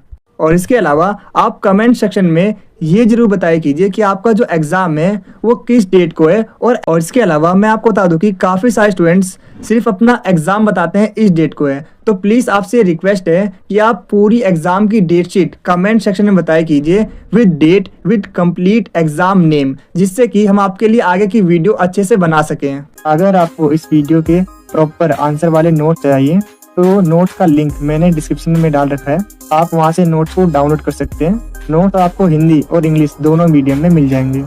अगर आपको ये वीडियो अच्छी लग रही है तो आप इसे लाइक, शेयर और कमेंट जरूर करें, क्योंकि जब आप लाइक करते हो तो हमें मोटिवेशन मिलता है ऐसी और बहुत सी वीडियोस बनाने के लिए। और जब आप वीडियो को शेयर करते हो तो जैसा कि आपको पता ही होगा, नॉलेज बांटने से बढ़ती है। और जब आप हमारी वीडियो पर कमेंट करते हो तो हमें ये पता चलता है कि हम अपनी वीडियो में और क्या इम्प्रूव कर सकते हैं। और मैं आपको बता दूं कि 5 मिनट की वीडियो को बनाने में काफ़ी मेहनत और 1 से 2 घंटे का समय लगता है। तो आप हमारी वीडियो को लाइक, शेयर और कमेंट जरूर करें ताकि हम आपके लिए ऐसी ही और वीडियोस को ला सकें। और कमेंट में ये जरूर बताना कि आपको नेक्स्ट वीडियो किस टॉपिक पर चाहिए। तो चलिए वीडियो में आगे बढ़ते हैं। उसके बाद जो हमारा अगला क्वेश्चन है वो है करियर काउंसलिंग क्या है, यानी कि करियर परामर्श क्या है। करियर परामर्श के विकासात्मक सिद्धांतों का वर्णन कीजिए, यानी कि उस पर संक्षिप्त टिप्पणी लिखिए। अथवा में आएगा ये क्वेश्चन और में आ सकता है कि करियर परामर्श पर संक्षिप्त टिप्पणी लिखिए। इंग्लिश में कैसे पूछेंगे? But is career counselling describe developmental theories of career counselling, या फिर write short note on career counselling. अब देखो इसमें क्या होगा, इंट्रोडक्शन मीनिंग वही जैसे हर बार होता है। इंट्रोडक्शन में क्या लिखेंगे कि जो करियर काउंसलिंग है वो एक इंपॉर्टेंट एरिया है किसका? काउंसलिंग का, जो किस में हेल्प करता है इंडिविजुअल्स को अपने सुटेबल कैरियर को चूज करने में, किसके according? According to their interest, ability and personality. उसके बाद ये क्या गाइड करते हैं लोगों को किस में? एजुकेशनल और ऑक्यूपेशनल डिसीजन लेने में, यानी कि शैक्षिक और व्यावसायिक निर्णय लेने में मार्गदर्शन करता है। उसके बाद किस में हेल्प करता है? ये लोगों को हेल्प करता है किस में? अपनी कैरियर सेटिस्फैक्शन को अचीव करने में और प्रोफेशनल ग्रोथ को अचीव करने में, यानी कि अपने कैरियर से संतुष्टि और पेशेवर विकास प्राप्त करने में सहायता करता है। उसके बाद इसकी मीनिंग क्या है? मीनिंग है कैरियर काउंसलिंग जो है ना वो एक ऐसी प्रोसेस है जिसमें जो काउंसलर है वो पर्सन को, एक क्लाइंट को, अपने क्लाइंट को क्या अंडरस्टैंड करने में हेल्प करता है, उसकी पर्सनैलिटी, उसके इंटरेस्ट, उसकी एबिलिटीज़ के हिसाब से जो कैरियर ऑप्शंस के लिए अच्छे हैं उनको अंडरस्टैंड करने में हेल्प करता है, यानी कि ऐसे करियर विकल्पों को जो उसके रुचि, कौशल और लक्ष्य से मेल खाते हैं।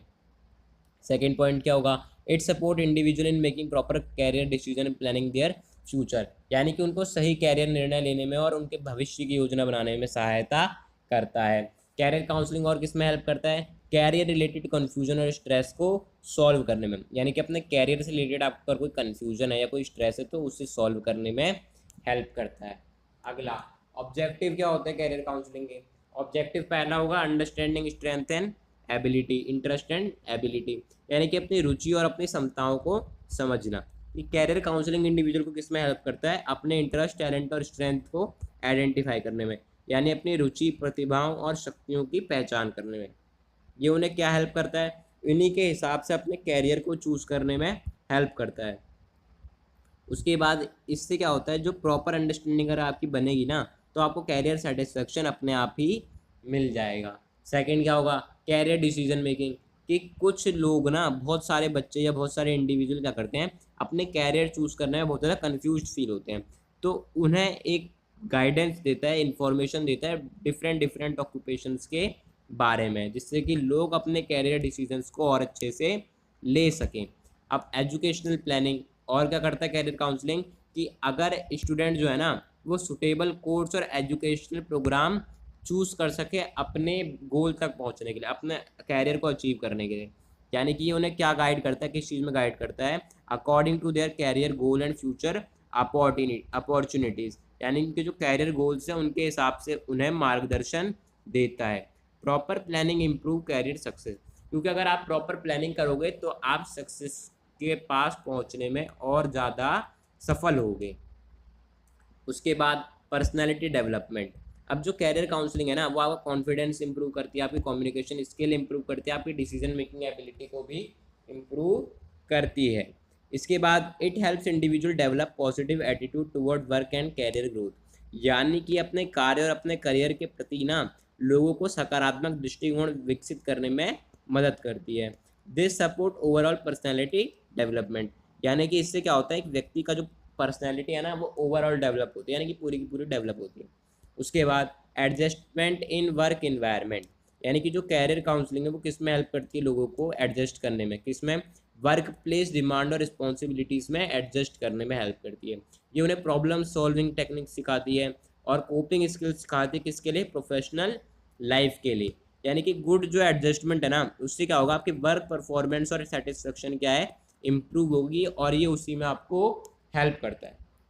उसके बाद डेवलपमेंटल थ्योरीज क्या है कैरियर काउंसलिंग की, पहली है गिन्सबर्ग्स की डेवलपमेंटल थ्योरी, दूसरी है सुपर कैरियर्स डेवलपमेंट थ्योरी। तो पहले गिन्सबर्ग वाली पढ़ते हैं, जिसमें गिन्सबर्ग क्या बिलीव करते थे कि जो कैरियर चॉइस है ना वो एक लॉन्ग टर्म डेवलपमेंटल प्रोसेस है, यानी कि जो कैरियर डेवलपमेंट है वो 3 स्टेजेस में होता है। पहला होता है फैंटेसी स्टेज, दूसरा है टेंटेटिव स्टेज और तीसरा है रियलिस्टिक स्टेज, यानी कि जो लोग हैं वो धीरे धीरे क्या करते हैं, चूज़ करते हैं कैरियर किसके अकॉर्डिंग, अपने इंटरेस्ट, एबिलिटी और रियलिटी के अकॉर्डिंग, यानी कि जो लोग हैं वो हमेशा 3 चरणों में उनका कैरियर विकास होता है। सबसे पहला होता है कल्पना चरण, दूसरा है अस्थायी चरण और तीसरा है वास्तविक चरण, जिसमें लोग धीरे धीरे बढ़ते हैं अपनी रुचि, क्षमता और वास्तविक परिस्थितियों के अनुसार। यानी कि कल्पना वाला जो क्षेत्र है, कल्पना वाला जो हमारा स्टेज है उसमें क्या होता है कि हम सोचेंगे कि जी हमें तो बड़े होकर एस्ट्रोनॉट बनना है या पायलट बनना है। उसके बाद आएगा टेंटेटिव स्टेज, जब हम सोचेंगे नहीं नहीं हमें तो ये बनना है। उसके बाद आएगा रियलिस्टिक स्टेज की अब ऐसी सिचुएशन आ गई है कि हम वो नहीं बन सकते, हमें यही बनना पड़ेगा। ये तो थी गिन्सबर्ग की डेवलपमेंटल थ्योरी। उसके बाद आती है सुपर कैरियर डेवलपमेंटल थ्योरी, यानी कि डोनाल्ड सुपर ने दी थी ये, जिसमें उन्होंने क्या एक्सप्लेन करा था कि जो कैरियर डेवलपमेंट है वो हमारी पूरी लाइफ चलता है।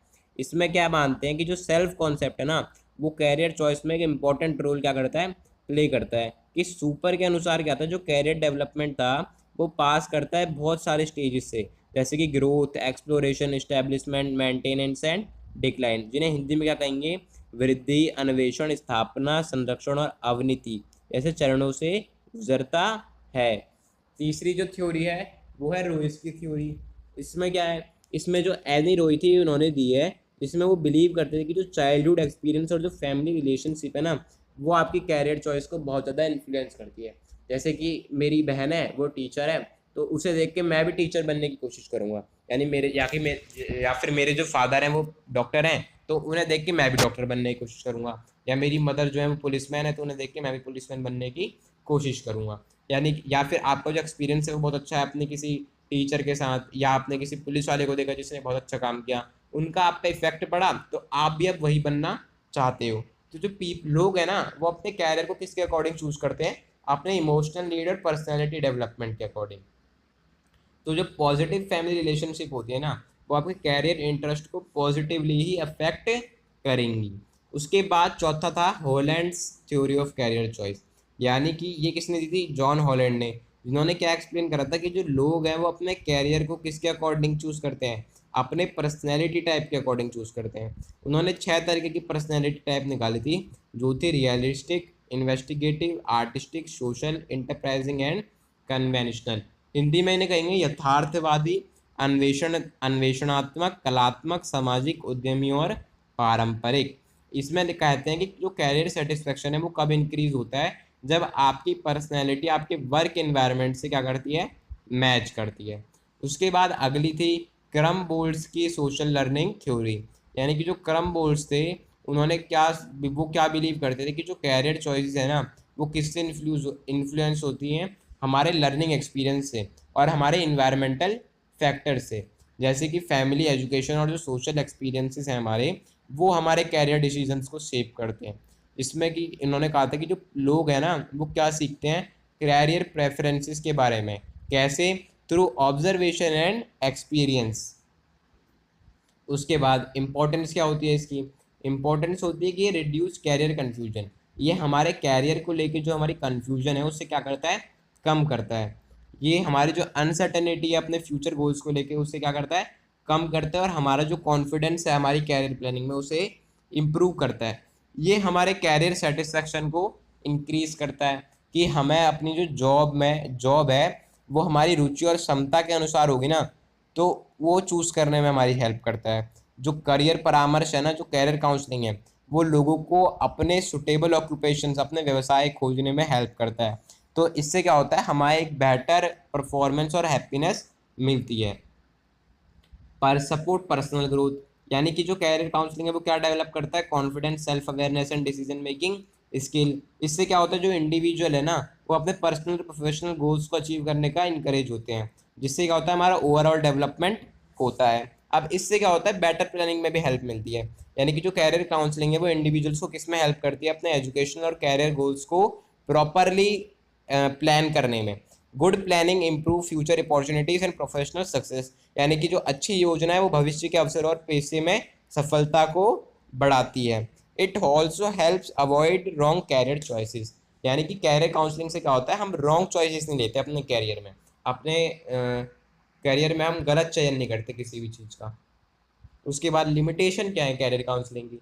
Changing job market. अब जैसे मान लो आज आप गए एक कैरियर काउंसलिंग वाले के पास, अब उसने आपको बताया कि जी आज के टाइम पे तो आप एआई का काम सीखो, बहुत बढ़िया है। तो आपने सीख लिया एआई का काम। तो वीडियो में आगे बढ़ने से पहले मैं आपको बताना चाहूँगा कि अगर आपको इस वीडियो के प्रॉपर आंसर वाले नोट्स चाहिए, तो जो नोट्स का लिंक है वो मैंने आपको अपने इस वीडियो के डिस्क्रिप्शन बॉक्स में प्रोवाइड कर दिया है। आप वहां से नोट्स को इजीली डाउनलोड कर सकते हो। जैसे ही आप हमारे नोट्स को डाउनलोड करते हो, सबसे ऊपर यहाँ पर आपको शो होगा सब्जेक्ट का नेम, और इसमें हमने आपको प्रोवाइड किया है हमारे टेलीग्राम और व्हाट्सएप ग्रुप का लिंक। मैं आपसे रिक्वेस्ट करूंगा आप इस ग्रुप में जल्द से जल्द ज्वाइन हो जाइए, जिससे कि एसओएल से रिलेटेड जो भी अपडेट्स आए वो सबसे पहले आप तक पहुंचे। और इसके अलावा हमने आपको प्रोवाइड किया है हमारी वेबसाइट का लिंक, जहां से आप किसी भी सेमेस्टर के नोट्स इजीली डाउनलोड कर सकते हो वेबसाइट पर जाकर। और जैसे कि आप देख सकते हो यहाँ पर हमने प्रोवाइड किया है लेटेस्ट सिलेबस, और इसके बाद हमने प्रोवाइड किया है एग्ज़ाम पैटर्न कि किस तरीके से आपके एग्ज़ाम में क्वेश्चंस पूछे जाते हैं, जिससे कि आपको ये नॉलेज हो सके कितने नंबर का पेपर आता है, कितने क्वेश्चन अटैम्प्ट करने होते हैं, किस मीडियम में आपको लिखना होता है, और कितने टाइम में आपको इस पूरे क्वेश्चन पेपर को अटैम्प्ट करना होता है। और इसके बाद आपको देखने को मिलेंगे यूनिट बाय यूनिट हर एक यूनिट के most important questions with answers. और मैं आपको बताना चाहूँगा कि ये वो सारे क्वेश्चंस हैं जो कि अभी तक आपके एग्ज़ाम में अलग अलग ईयर में अलग अलग तरीके से अलग अलग लैंग्वेज में पूछे गए हैं।